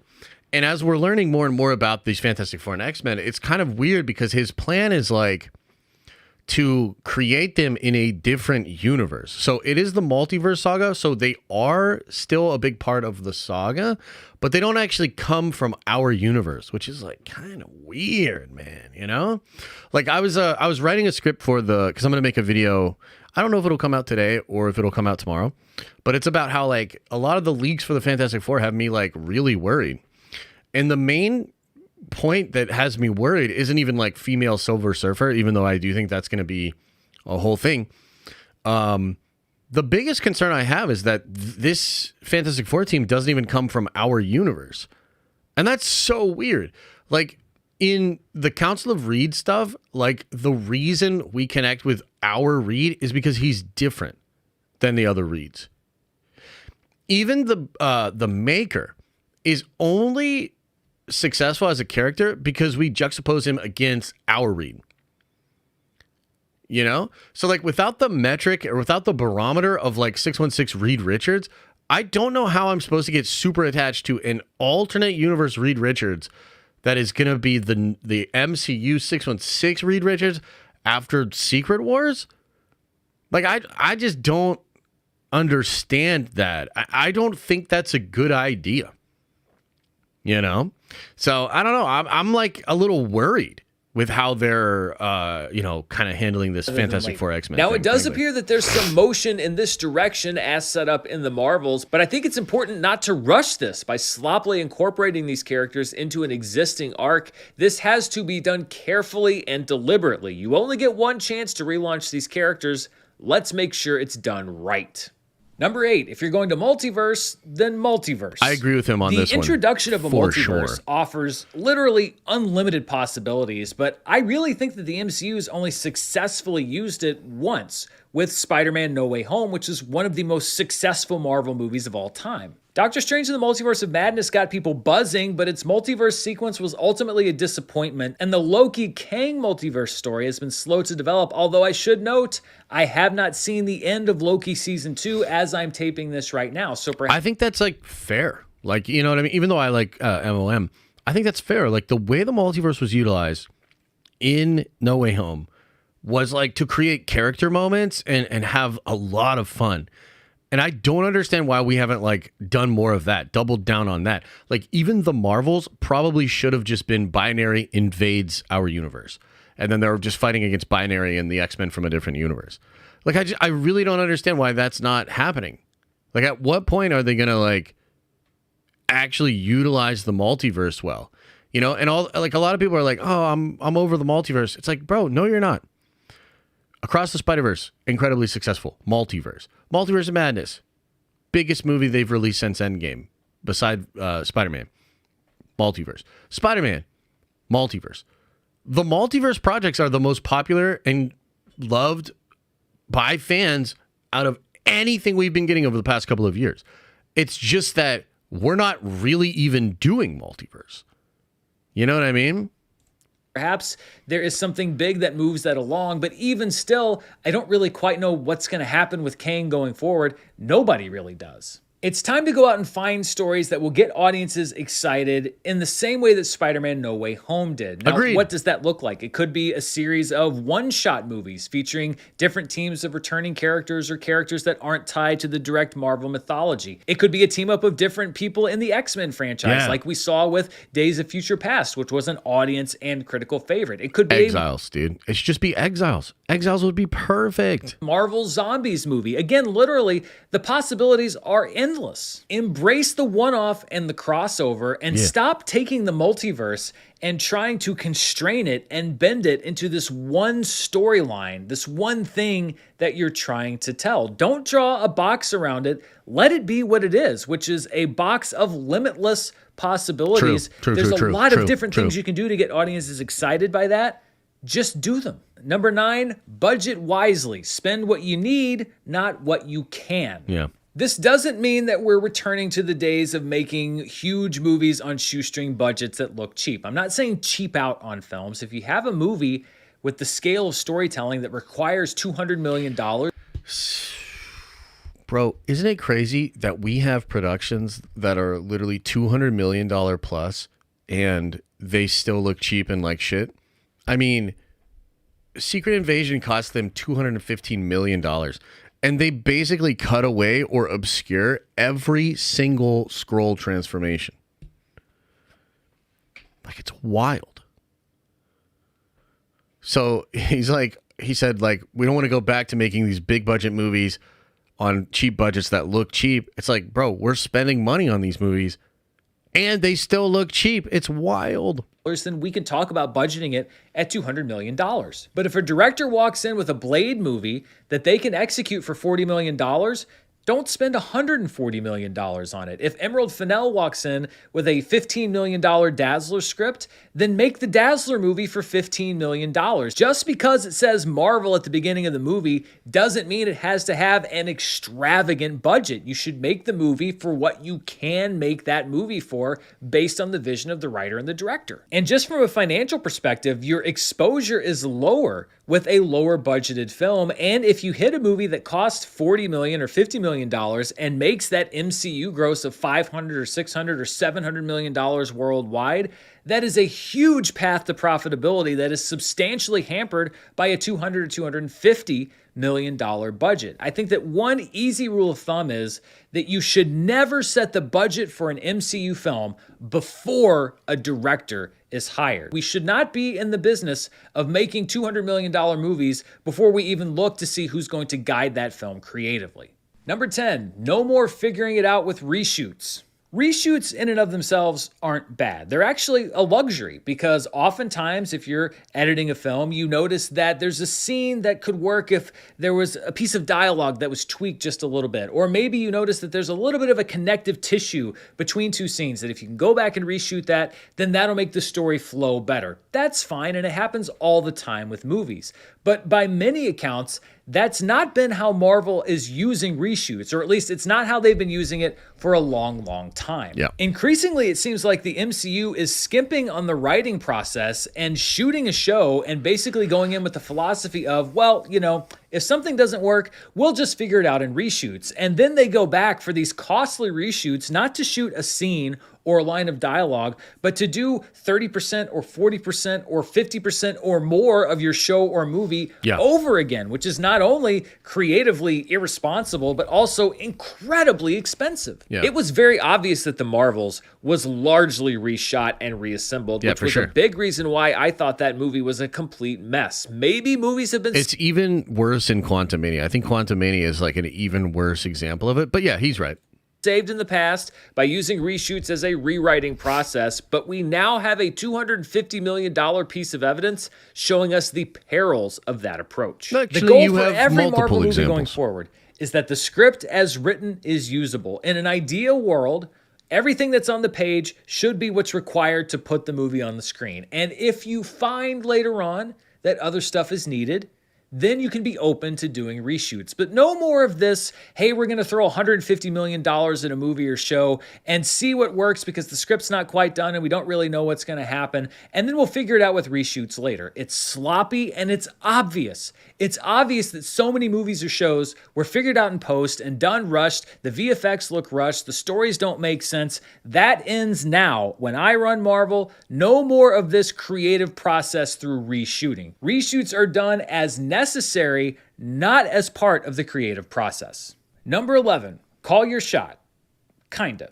Now, some would say that this kind of contradicts what I've been saying about not making a marketing plan or keeping yourself creatively free, but I really think that when you look back at Phase 1, they did it right in the sense that we sort of knew what was going on, but the movies weren't really locked into it. There were certain hints that were dropped that we were heading towards the Infinity Saga. Of course, Thanos' appearance at the end of the Avengers in 2012 was the biggest indication of where we were going. But those movies, by and large, were their own films with little hints of what was to come. And I really think that the things that don't work about Avengers Age of Ultron were the things that were specifically put there to hardwire us into basically the Infinity Saga. So when I say call your shot, I don't mean lock your storytelling into an unalterable cycle of films that are all planned out 4 years in advance. What I mean is, let's talk about a general idea of what our big thing is going to be in 5 to 7 years. And as we go down that path right now, we can start dropping some hints, and they don't even have to be things that are promising something, just like a little thing here or there that if it pays off, great. If not, it's a little Easter egg for comic book readers or people that know the mythology and the lore. But if we have a rough idea of the basic direction that we're going, then as we go, we can refine that process and eventually end up where we need to be. I think it's what largely worked with the Infinity Saga, with a few bumps in the road here and there. But by the time we got to 2018, 2019 approaching Endgame, then every movie felt like it had its specific part to play while still being allowed to be its own thing. And the audience realized that too. One of the big reasons, I think, why Captain Marvel was such a massive hit in 2019 was that people believed they had to see the movie in order to know what was going to happen. Because it came between Infinity War and Endgame, people thought that it was necessary viewing. Same with Ant-Man and the Wasp. I think that movie did a lot better for that exact same reason. So we're still going to do that. We're not locking ourselves into a solid plan,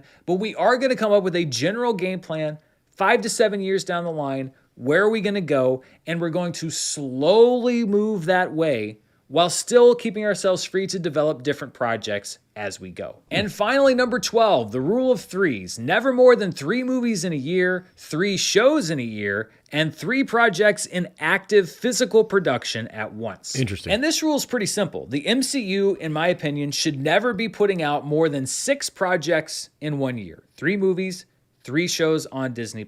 I think more than that, you are absolutely killing demand and you're making storytelling inessential. And the big thing about Marvel that it has to get back is that idea of being essential. Yeah. That every movie and every show is an absolute necessity to see because it is an integral part of the puzzle. That has been lost. For the long-term survival of the brand and of the MCU as we know it, you have to get it back. And some people would say, well, you can never recapture that magic. And to a certain extent, that's true, but you can try. And I think with a little planning, with scaling back in production, and with doing these other things that I said, we can try to get back to that magic of the MCU. Because let's be honest, if the MCU is even half as successful as it was before, if you adjust these budgets, it can still be one of the most successful movie franchises out there, especially if it's delivering high quality, well thought out movies and shows to fans who want them and who miss those characters. The creatives at Marvel have to give everything their full attention, which is why I'm saying 3 movies a year, 3 shows a year. So, okay, question, chat. Like, what do you think? So we just watched, Dan has literally a 12-step plan, kind of interesting, on all kinds of stuff. What do you think? What do you agree with? What do you disagree with? And then I'll give you my version of this, because I actually disagree with Dan on a lot here. But I think that it's well-reasoned. I think that he has his own perspective. I think that he came to his conclusions through reason and just, so I don't like think it's horrible. I don't think it's whack. I just disagree. I wonder what you think, though. 3 movies, 2 shows per year. Yeah, that part of it's not necessarily a bad thing. Like, I think that's cool. I think you could even go down to 2. I think you could go down to 2 and 2. Yeah, but I see what he's saying. I mean, he's essentially just saying, like, you can't be doing a bunch of content all the time. And that's true, He's overcomplicating it, but I agree for the most part. To win a basketball game, you need to dribble the ball. That's true. Skip every one of those steps and just bring RDJ back. Yeah, so here's the thing that I think Dan doesn't, either he doesn't believe this or maybe he doesn't want to admit it. But I think Marvel does not thrive or get back on track just based on good movies. I know. That's probably crazy. What's up, Jade? Happy Thanksgiving to you too, bro. That is probably crazy. And I think if you were a big cinephile, you might object to that. But here's the thing. All throughout the Infinity Saga, there were constantly people talking about and deriding the quality of these movies. And don't get me wrong, there are some absolute bangers in the Infinity Saga catalog. Like your Winter Soldier, like your Infinity War, right? Really, really great movies. But I gotta be real with y'all. I don't even think that was the determining factor. I don't think that's the big deal. It wasn't Gone with the Wind with Marvel characters every single time. That's not why it worked. So I disagree. Yeah, Civil War, also a very, very good one, right? Winter Soldier, Civil War, that whole run, yeah, really, really great. But I don't think, even Doctor Strange 1 I thought was really, really good. I'm not saying you don't need great movies, but this idea that this belief that the Infinity Saga worked because each movie was character-based and there was just like substance as a film, that is revisionist history. That is not what happened. And you can go back and read all the articles of people that were deriding those movies for years and years and years. People that were still saying they were like theme park attractions. People that were saying they weren't actual cinema, literally for a decade. Okay? And the reason that is because Marvel was more than movies. It was an experience. It was an experience. It was something like we had never had before. This like episodic television show that was happening via different movies. So I disagree, actually. I think what Marvel is missing more than anything is the eventism, the fact that it's an event. And I think that there are multiple things that factor into that. Number one, being hype as hell. Being hype as hell, man. These things were so cool back in the day. Seeing the Winter Soldier for the first time. That was just dope as hell, man. We were like, oh my God, they're doing Winter Soldier. Like, this is crazy. Just even seeing it was crazy. Seeing what Cap actually looked like in the modern world was crazy. And I think at the time, the sensibilities of comic book audiences were fascinated to see how the adaptations were happening. That was like a part of the draw. We had never quite seen it before. So there was this interest in like, what is the MCU version of this thing from comic books? And how does that play into it? But you know what else it was? Post-credit scenes. It was connective tissue. It was cameos from other characters. Those things were the foundation. This is a huge reason that it became more than just movies. I mean, the Avengers movie itself is a series of films that establish characters and then bring them together for a bombastic adventure where they're fighting against a bunch of aliens in New York City.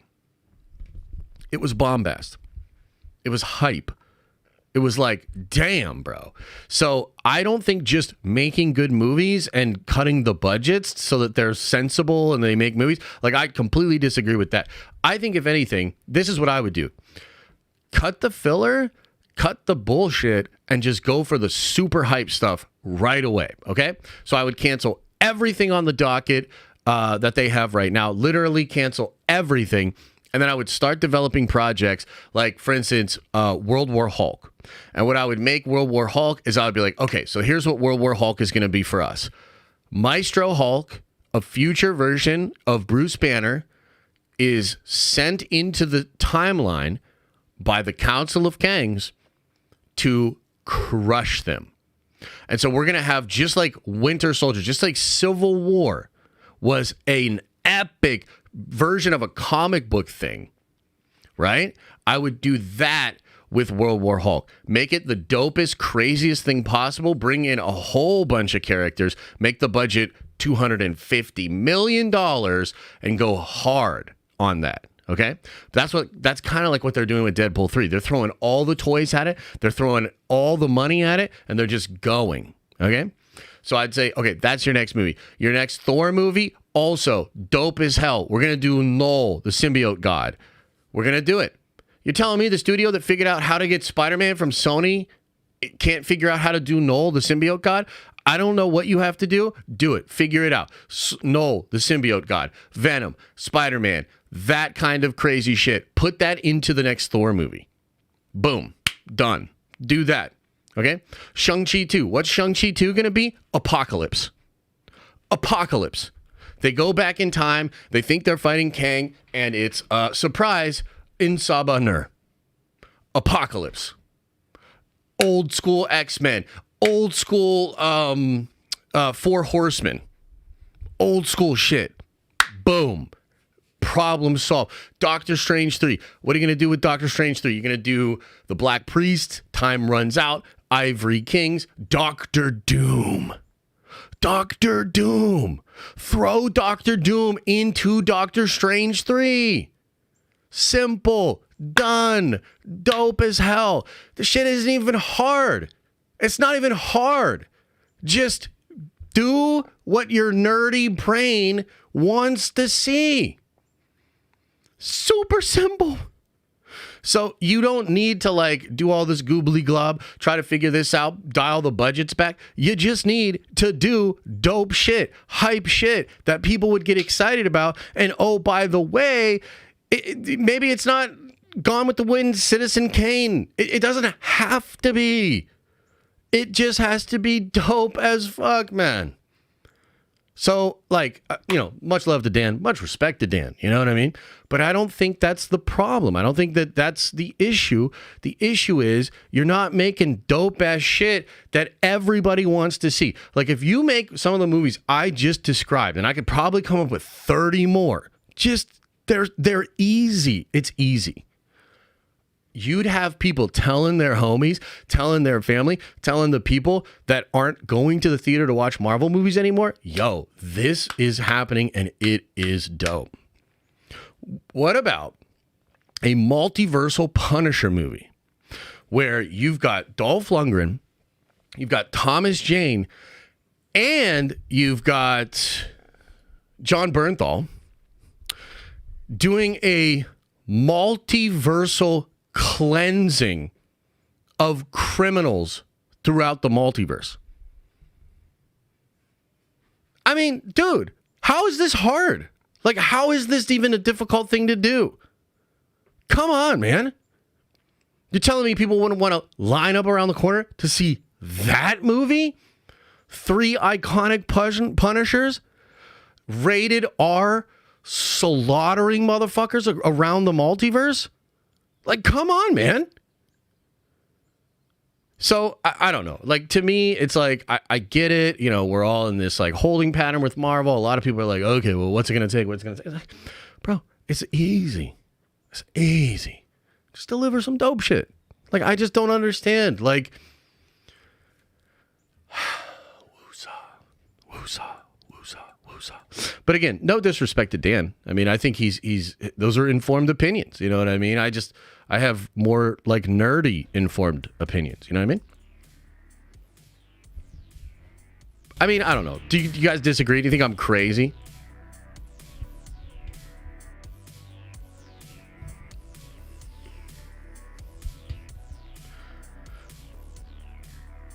Yeah.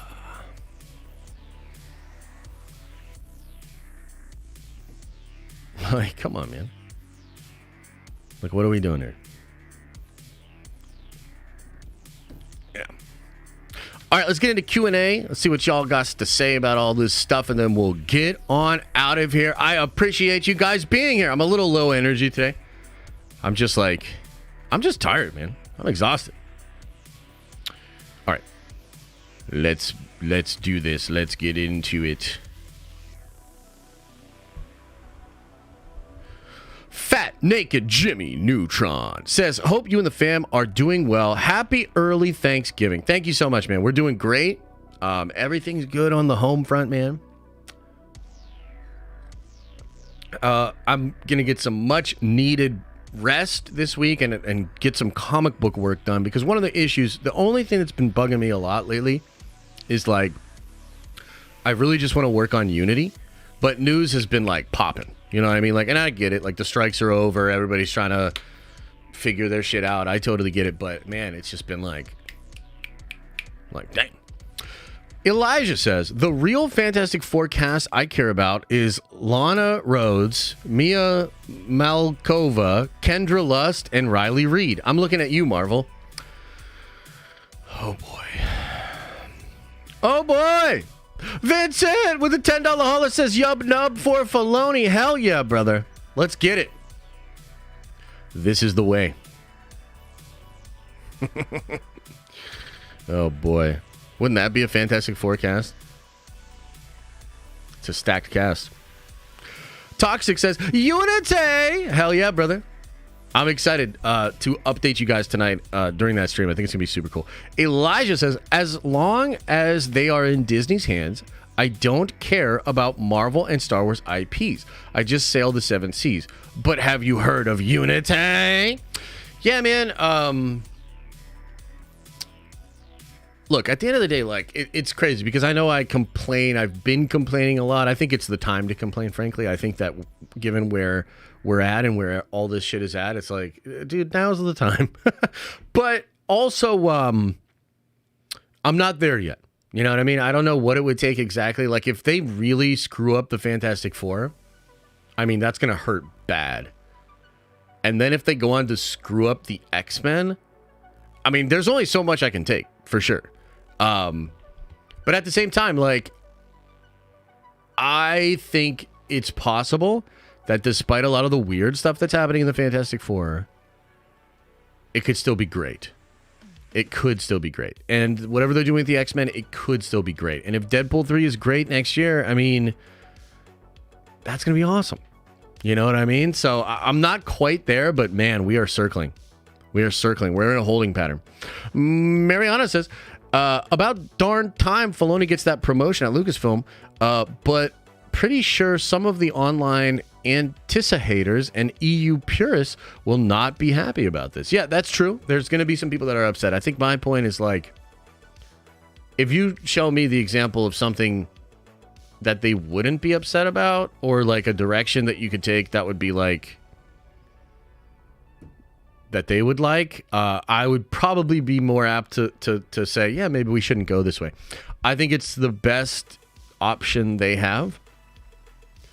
So I'm down.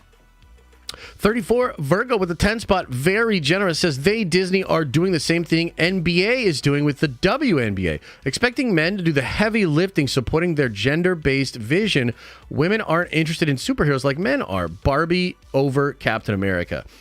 I think there's some truth in that, but here's the thing. Like, it's kind of complicated and it's kind of nuanced because it's not as simple. I tried to make this point in the Nerdvenger stream yesterday, which, man, that stream got way off the rails. We were talking about all sorts of crazy shit. But it's not actually as simple as they're making all these characters women and that's why they're failing. I think it's a part of it, but it's not the whole thing. I truly think them not going big with the ideas is a bigger factor. You know what I mean? Because I think Barbie works on some level because it was an experience.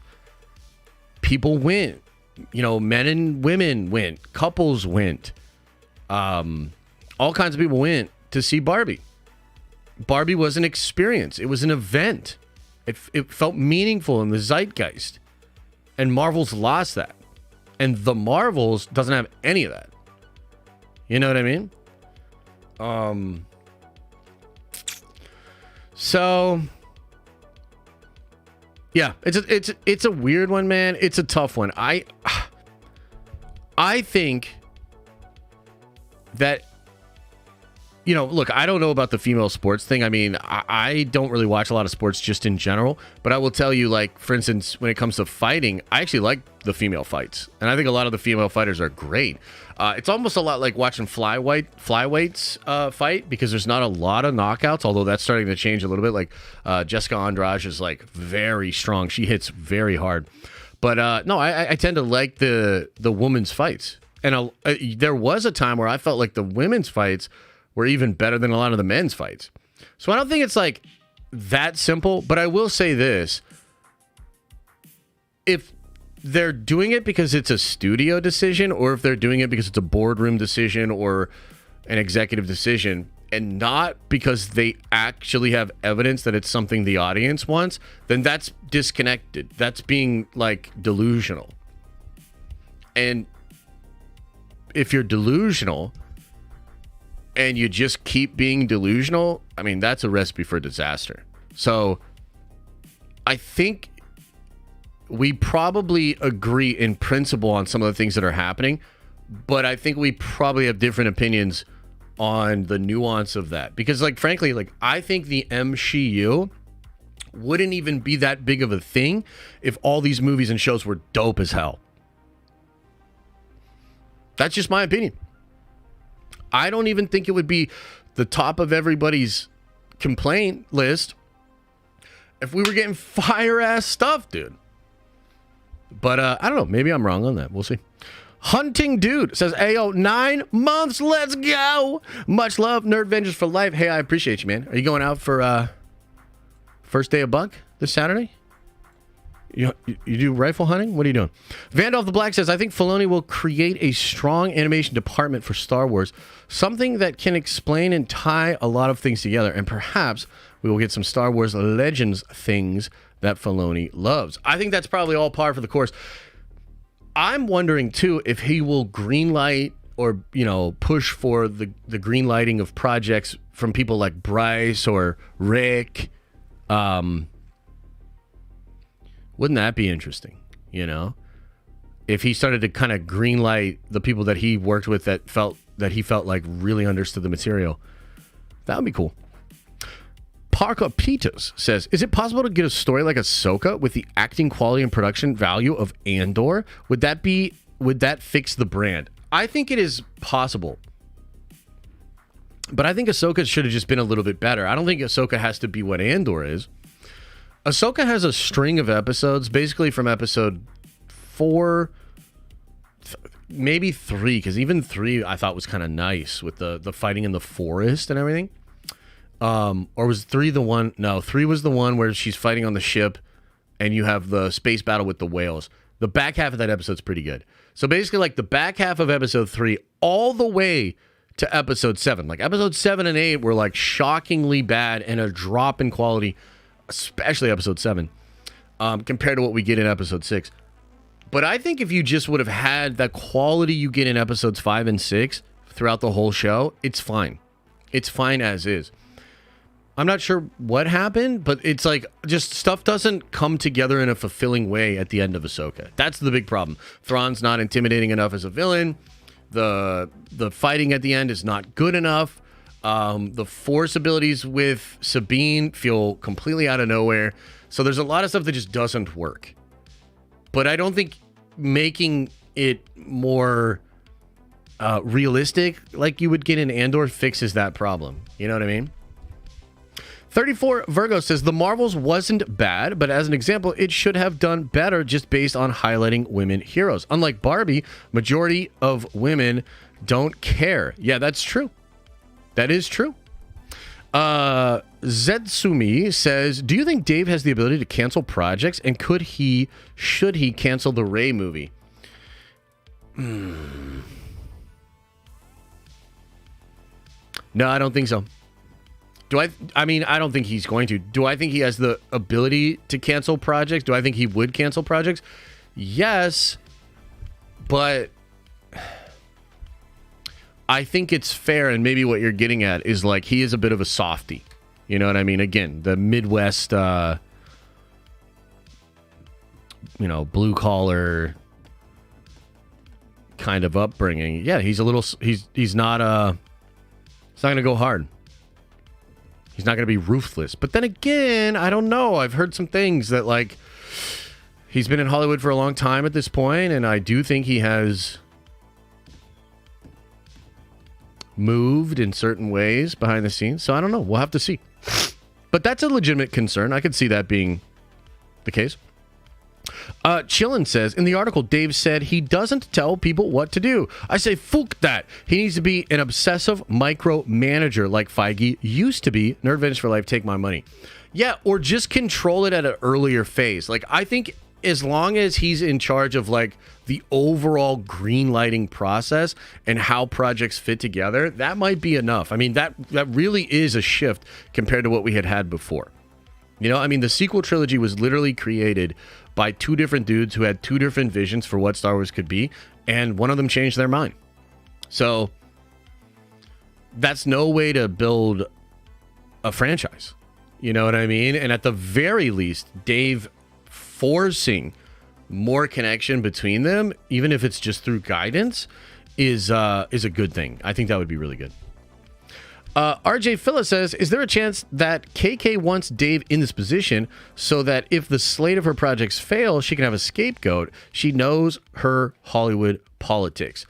Nah, man. I mean, look, as much as I don't think Kathleen Kennedy is doing a good job over there, one of the things she's done right is continuously elevate Dave Filoni. And that is something that she deserves credit for. She helped him on his road to doing live action. And she got him together with Favreau to create The Mandalorian. She is the person that greenlit him doing the Ahsoka show. So, credit where credit is due, man. Like, that is one thing that Kathy has done right. I think this is just an extension of that thinking, and the time is now, and he is ready for that role. That's what I think. Anakin Stock says, a step in the right direction. He's not batting 1,000, but excited to see him improve. Great for overall lore or Star Wars, needs great writers, though. I agree with that. I agree with that. Matthew says, miss the Nerd Theory streams. I know, brother. I know. But I from what I've seen, that he's doing some good streams over there and having fun. So, you know, don't be mad that it's over. Be glad that it happened. You know? Samuel says with a $10 holla, really appreciate the support. Says, catching the stream live, baby. Can we get your Unity comic book to do a collab with Rick and Morty's Unity? I don't even know what Rick and Morty's Unity is.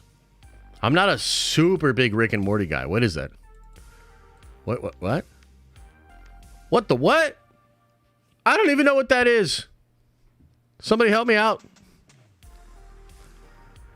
Anakin Stark says, Filoni story and lore, but with Gilroy dialogue. I hate it, but also respect your opinion. Brandon says, what's up, Josh? Haven't been on here in a minute, but happy to be back. Hope all is going well, man. Much love, Filoni. Hype. Yeah, man, things are going well. I seriously can't complain. A little bit tired. I mean, I feel like maybe like everybody, just the grind gets to you, and the YouTube grind can be particularly mentally taxing, let's say. So yeah, probably just dealing with some stuff that like most people deal with that have jobs and responsibilities, etc. But you know, honestly, I'm good, man. I'm good. Ross says, Rise of Resistance blew my 9-year-old nephew's mind last night. As much as I'm meh on it, sequels are his thing. He loves the characters. Filoni is the only hope. Yes, and this also does guarantee that Abeloth and a lot of that old Legends lore will be a big part of what they do next. Let's go, baby! Abeloth. I mean, honestly, as soon as I heard this, I was like, let's go. Abeloth secured. And I'm hyped. Do you think the Mandoverse has been good overall? Yeah.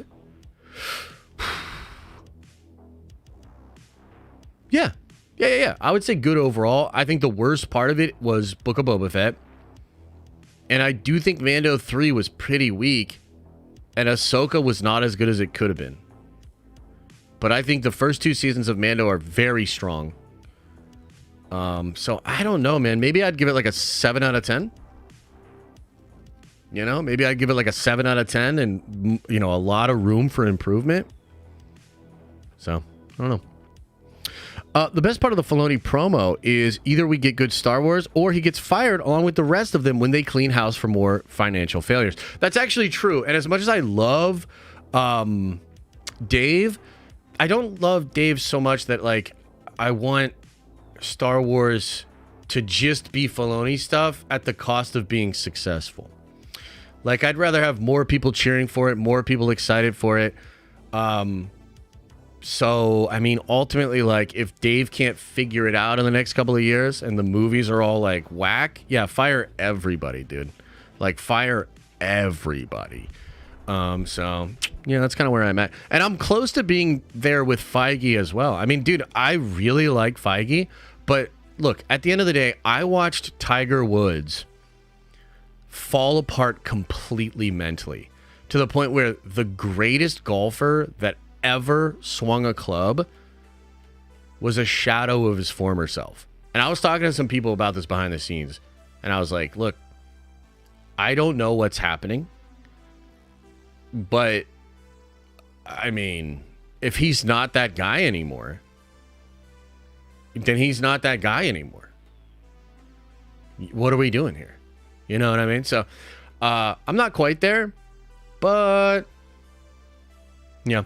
Now, I know he had injuries and all that, but this is actually before the back injury. Even before the back injury, I watched him just fall apart. Other athletes have had this too. I mean, if you lose your confidence as an athlete,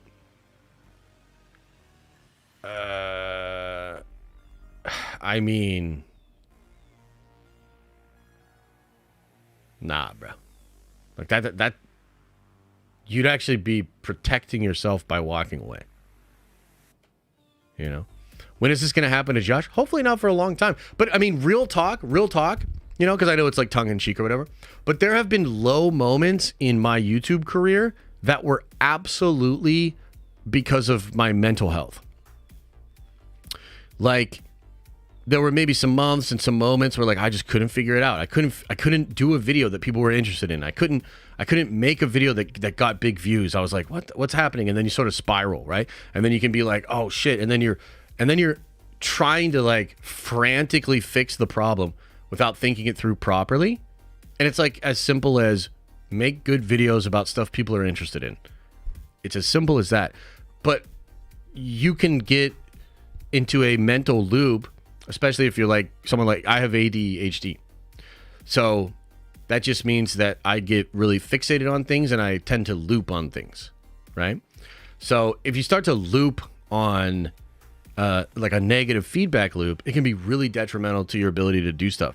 Same thing with like writer's block. I mean, it happens, right? It happens. But I will say, frankly, I mean, that was a part of why I walked away from Nerd Theory, because my bandwidth was being stretched so much. I didn't feel I had the proper mental faculties to excel in my own content, to excel as a father, to excel as a writer and a producer of my comic. And so I needed to take some stuff off of my plate. And since doing that, I have felt fantastic. I have been way more mentally engaged. I've had several videos that absolutely crushed. I feel like I'm on a good, trajectory with content. I feel like streams have been really good. I think streams have been a little, controversial, on the razor's edge over the past couple of weeks, mostly because of like the sort of sensitivity of like the way Feige and everybody's like fucking this up, right? It's honestly not been my favorite thing to talk about. I don't even like talking about that shit, but they're doing it, so we have to talk about it. Makes it uncomfortable. But other than that, streams have been fire, man. We've been having some great streams, a lot of fun, a lot of laughs. And like I said, just good videos. And so I feel really good. And therefore, I think I'm making really good content, man. I'm in like a flow state. What's your ranking on Star Wars movies L to G? What does that mean, dude? Just clarify that in the chat. Rosie says, I thought in TFA they were setting up Rey and Finn romance more. Did anyone else not get that feeling? To me, Lucasfilm switched to Kylo because of fans. No, I don't think so, man. You got, like, seriously, watch the Vincent Vendetta movies, or the videos, which I think he re-uploaded, and just look it up. In fact, you can look up some of my videos about it. It's there. It's there. It's weird because it's understated, and it's honestly like this. Here's why I think it's a little bit controversial. Is just like a lot of mythology, it's kind of uncomfortably bizarre, uncomfortably bizarre.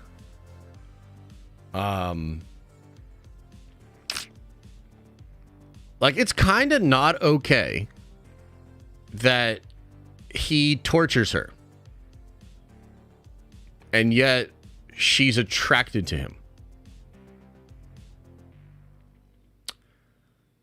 And it's like a little weird. There's a darkness there. There's something that doesn't quite make sense about it.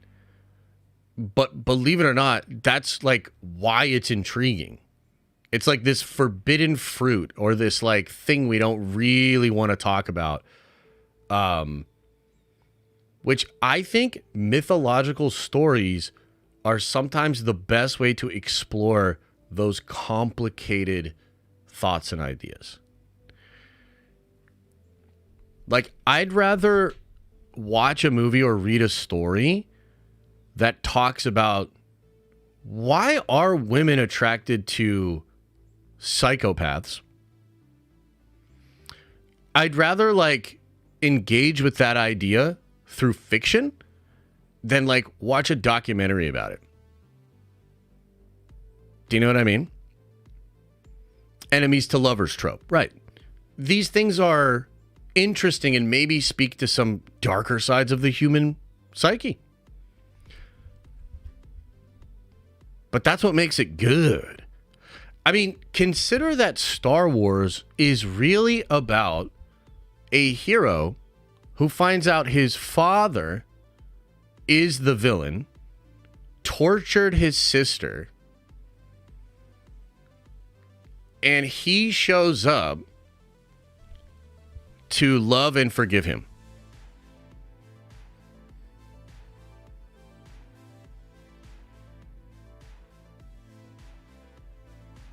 Like, at some level, that's problematic, right? But there's a purity to it that speaks to human nature in a way that, like, we can't quite articulate. You know what I mean? And so that's a big reason as to why I thought Reylo was fantastic, because it's, like, shocking, revealing, dark. You know what I mean? Aaliyah says, if the Rey movie happens, I'm a Reylo. Yet, I would prefer to see Abeloth. Why not both? Versus Ben coming back to life. Yes, both. Star Wars Bliss. Neither. Cancel it. P.S. Thanksgiving wishes for you and the fam. Thank you very much. That's very sweet. And yeah, you knew where I was going to say. Why not both? Keaton House says, this Filoni news is a great way to celebrate just getting 3 years as a Nerdvenger. It's been a wild ride. Thank you and the community for great times. Thank you, brother. Appreciate you, man. That's crazy. 3 years. Whew. That's wild, man.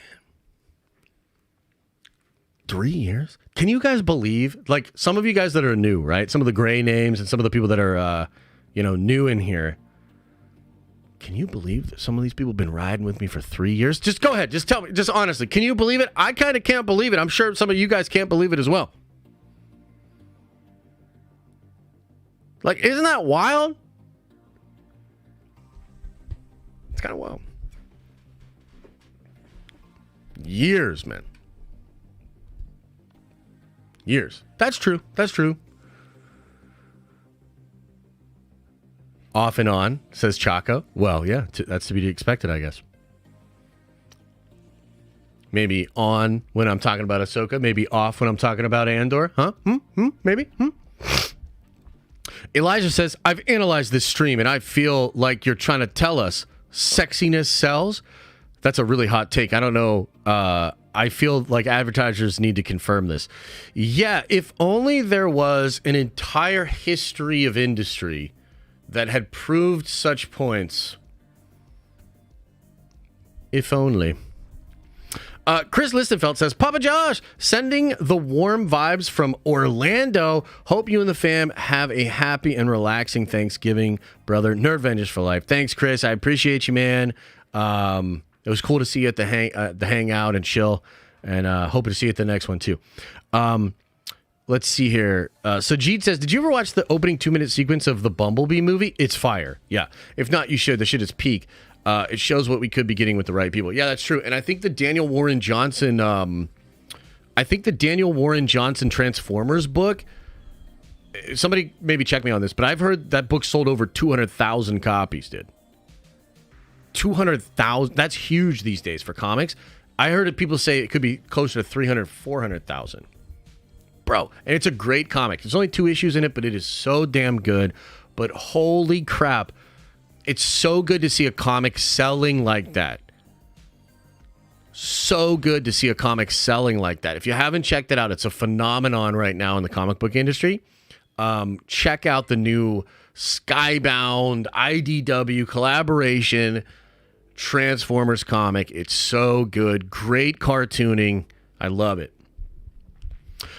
Matthew says, have a great Thanksgiving, Nerdvengers Unity. Appreciate you, brother. Andrew says, any thoughts on the new Ultimate Universe comics? I read the Ultimate Invasion run that introduces the universe and thought it was I really liked it. I'm actually pulling all of those books. I'm going to try to get multiple copies of the number ones to do some giveaways. But yeah, I'm really excited, actually, about the new Ultimates universe, man. I'm really excited. And I had this thought, too, just to linger on this. So one of the things they're doing in that book that I think is so clever is people my age grew up on Peter Parker stories that really revolved around him like being a kid. So especially in the original Ultimates Spider-Man, which was I think it was Sarah Pichelli and Brian Michael Bendis. In that early run, it's like a lot of like younger Peter, high school, you know, that kind of stuff. Coming of age Peter Parker, right? And you get some of that in the 90s stuff. You get some of that in the Tobey Maguire, you know, Toby, 30 years old in high school kind of stuff, right? But now, 20, 30 years later, a lot of us are old and married and have kids. And now I get to see a different version of Peter that is married and has kids and is a father. And so I think that's so cool. I got to experience a version of Peter in the Ultimates universe that was a coming of age as I was coming of age. And now I get to see a version of Peter that's a father getting his powers late in life after already having kids. And that just feels really special to me. It feels really cool. So I'm really excited about that comic. Let's see here. J Mike says, side note, if Silvered Surfer is indeed female, it might not be a bad look if you catch my drift. Yeah, I keep saying this on Twitter, and I'm kind of memeing about it, but I'm also kind of not memeing about it. If they do Silver Surfer as a female, she's got to be a 10, dude. She's got to be really sexy. And if she's really sexy, I might be okay with it. I'm probably not going to be upset.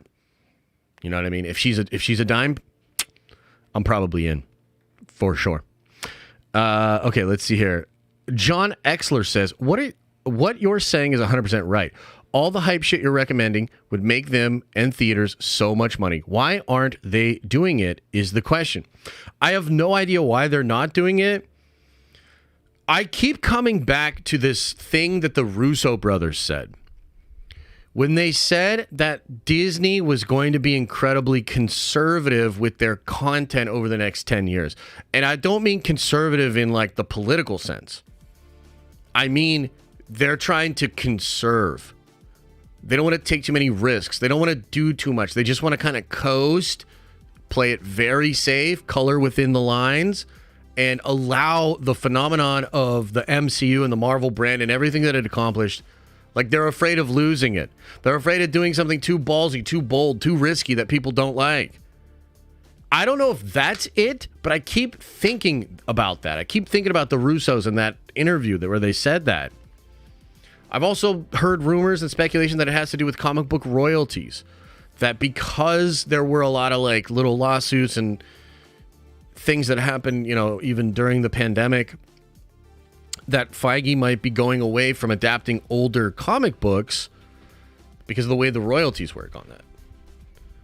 I don't know, man. You know, I'm trying to... I would love an answer. Axe Arc says, did you get to watch the Bollywood movie Ahsoka yet? Enjoy your Thanksgiving. Wait, what? The Bollywood movie Ahsoka yet? No. Is that about the Bhagavad Gita? What's that about? Jared Smart with a very generous $20 holla says, yo, Josh, it's me at the airport listening to you now. Miss you on Nerd Theory. You should stop by sometime for a quick visit. Good guys on there as well. That theory found. Can't wait for Unity. I supported it on Kickstarter. Appreciate you, brother. Happy and safe flying today. And yeah, no, I'm definitely going to stop back in. I want to, you know, pop back up on Nerd Theory. But I think you got to let it, you know, you got to let it be its own thing for a while. I probably wouldn't. I mean, I'm not really planning on popping back up for like another 6 months, basically. Like, I feel like you got to let that thing just, you know, let it air out, let new visions and ideas take form. But then, yeah, of course, I wouldn't be against popping back up for sure. Ranger says with a 10 spot, what I'm sick of is if they made Blade a white character, there would be an uproar. But if we literally question Pedro as Reed, they start pulling out pitchforks. Beyond sick of the eggshells. There's definitely some truth in what you're talking about. There certainly is. I mean, there's absolutely a double standard there. But like, here's the thing. Like, I still think representation matters. And I do still think that, like, I don't know if we've, I mean, to be honest with you, man, I don't even love the way they're trying to address systemic issues. Because I think they're just lazy. I think Hollywood's just reductive and lazy. I think they're fucking lazy is what it is. But I actually do think that there is something to, you know, whether you want to call it like white central characters or like the focus on white characters for the past how many ever years or whatever you want to call it. I do think that there's an imbalance there that needs addressed. I just personally think they're blindly addressing it without, like, they're just lazy. Like, if you want to do like representation right, if you want to address some of these issues and like you've got to do hard work. Like, and this is something that I think the South Park thing really nailed, was like, it is lazy. You know what I mean? And if you really dug in, you could probably do it in a much better way than is being done right now. There's a lot of toxic positivity. There's a lot of tribalism on social media. And it's been difficult for me to try to navigate that space because,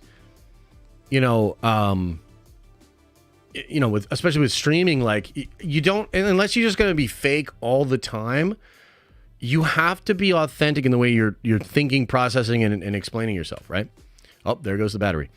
So, like, these issues exist, and it's weird for me because I think about this sometimes, and I'm like, well, I don't really want to offend people, but I don't want my desire to not offend people silence what I think is a needed voice in the community to be like, bro, they were going to make Mila Kunis the thing.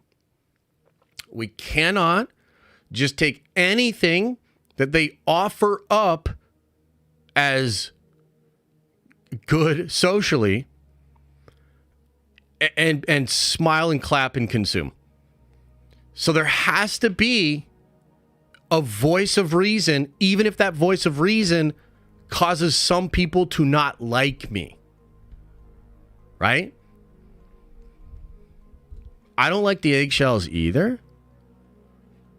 But let's not act like we don't have years and years and years of actual issues that do deserve consideration. You know what I mean? Ranger says, first stream as a Nerd Venger, longtime listener. Ranger, welcome to the Nerd Vengers. You are a Nerd Venger now. No, yeah, talented Mr. Griffin, you're absolutely right, and that's going to happen.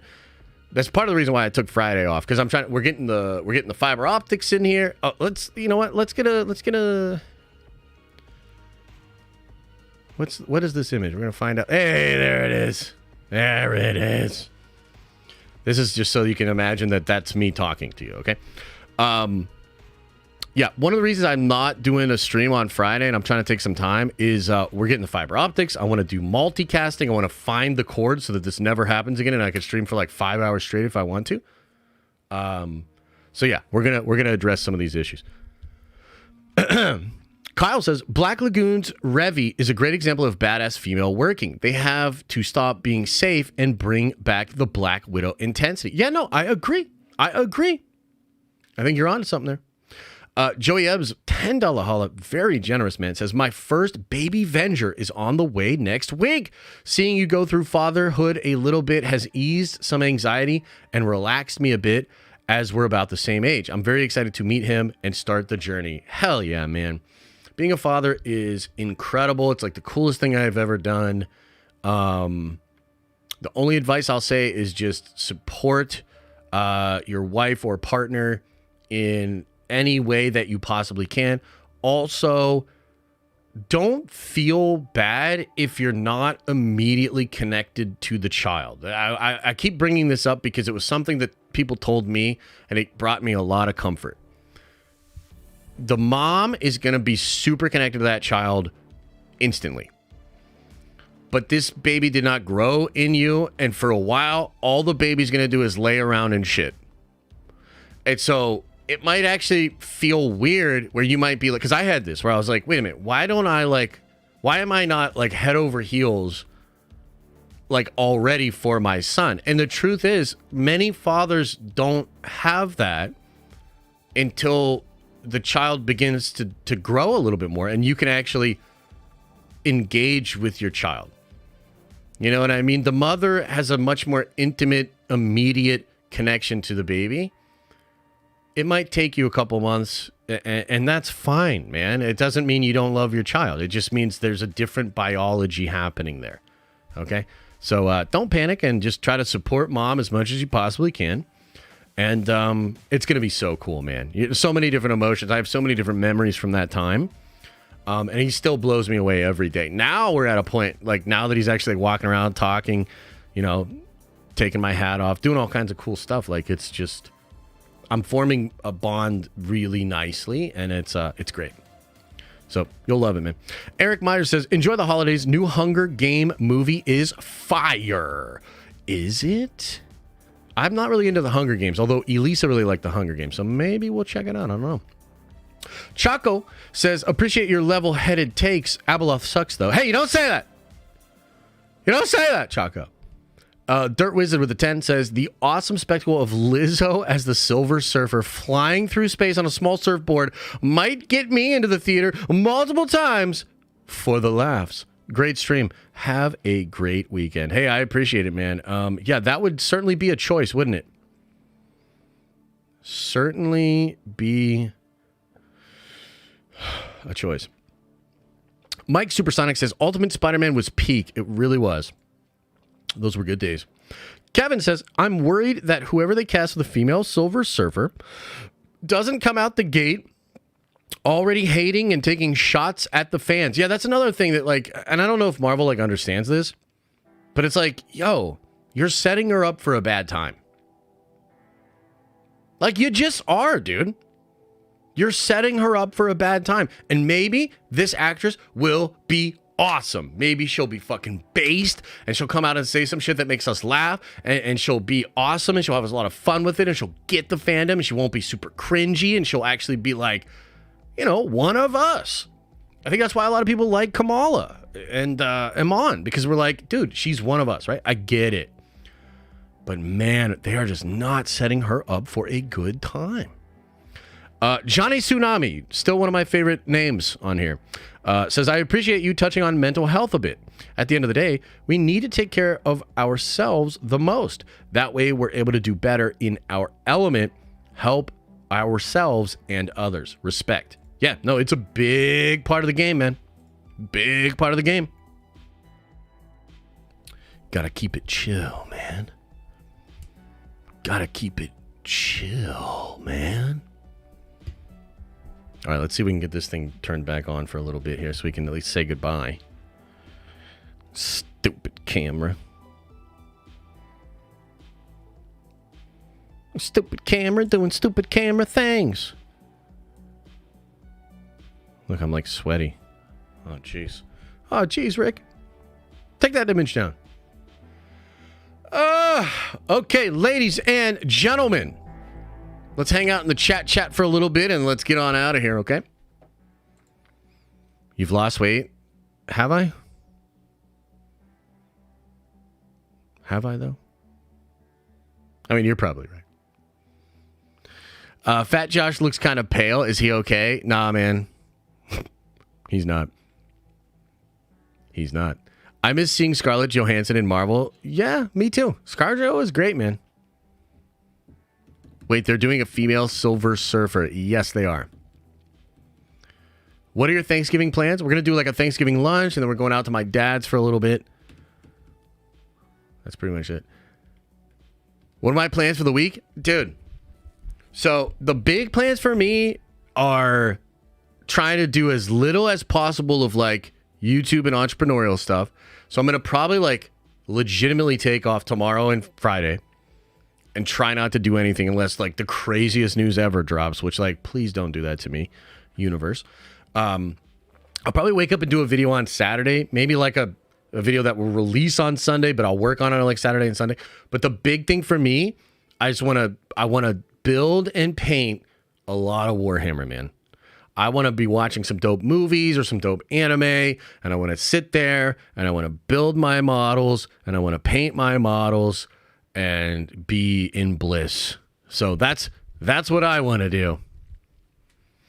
Would they be bold and crazy enough to make Doom a woman? You don't say that. Female Silver Surfer has to be sexy and in a skin-tight outfit silhouette, and if so, that is not very feminist. Irony. Well, I think there are different versions of feminists. I mean, I don't think, a feminist is not a, they're not a monolith, right? So there are a lot of, to me, I think the female form is incredible and beautiful and unique. And there's strength that can even just be derived from that unique beauty, So, I mean, maybe some third wave feminists would get all triggered by it, but I'm sure there are feminists that actually celebrate the female form, So why not? I think it'd be great.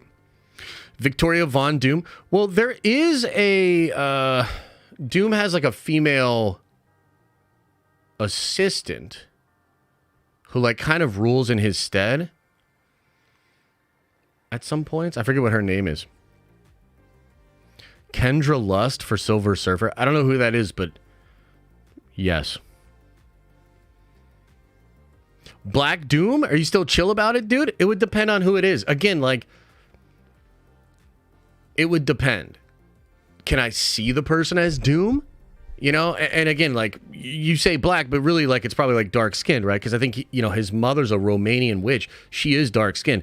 You could have Doom be dark skinned, and I think it would make perfect sense.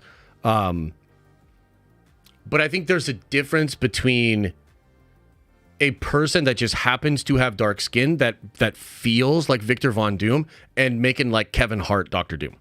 Do you know what I'm saying? Idris Elba would be an incredible Dr. Doom. I don't know how necessarily you would make that work, but yes, that he would be good. Yes. Camera died. I know, Darth Fernando. Thank you. Eric says, I rewatched the Hunger Games trilogy, and the new one is much better. Dave is the GOAT. Down with KK. Oh, how about that? Well, that's two people talking about the Hunger Games. Maybe we'll go check it out. Maybe we'll go check it out. Check it. Okay, guys, we're getting out of here. Screen's black. Thank you, Ted. Thank you for that. All right, everybody. Much love, man. I won't see you guys till Monday. I'll see you in some videos, but I won't see you live until Monday unless you are a Unity collector. I'll see you at 7:30 tonight. We have a lot to talk about, okay? Much love. As I always say, I hope you're having an awesome and a nerdy day. And I'll see you in the next video.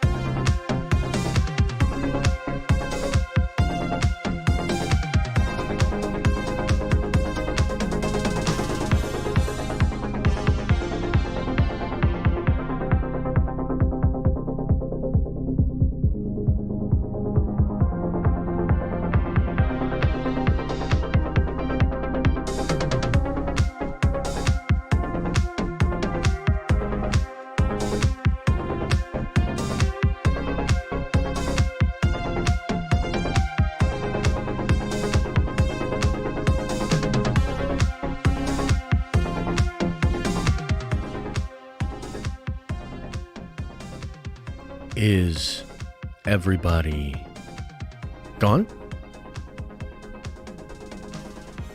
Did everybody leave? Oh. Oh no.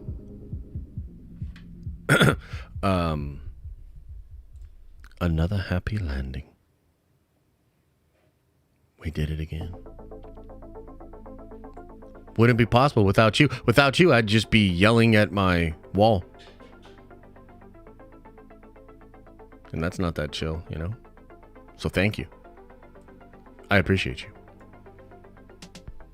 And I'll even miss you.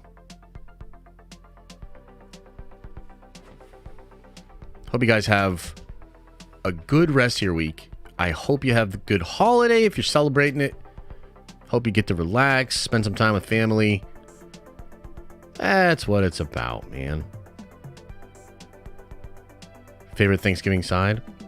It's a tough one. I like green bean casserole.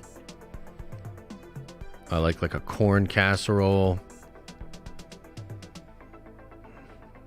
I don't know. I'm going out to get extra gravy. I'll tell you that. Because Elisa thinks one packet of gravy's enough. And I say no. So casserole? You don't say that. Mashed potatoes, they're pretty good too. All right. All right, guys. Enjoy yourselves. I'll see you guys next week. We'll get back at it. Make sure you open up your third eye and wash out your stinky butt.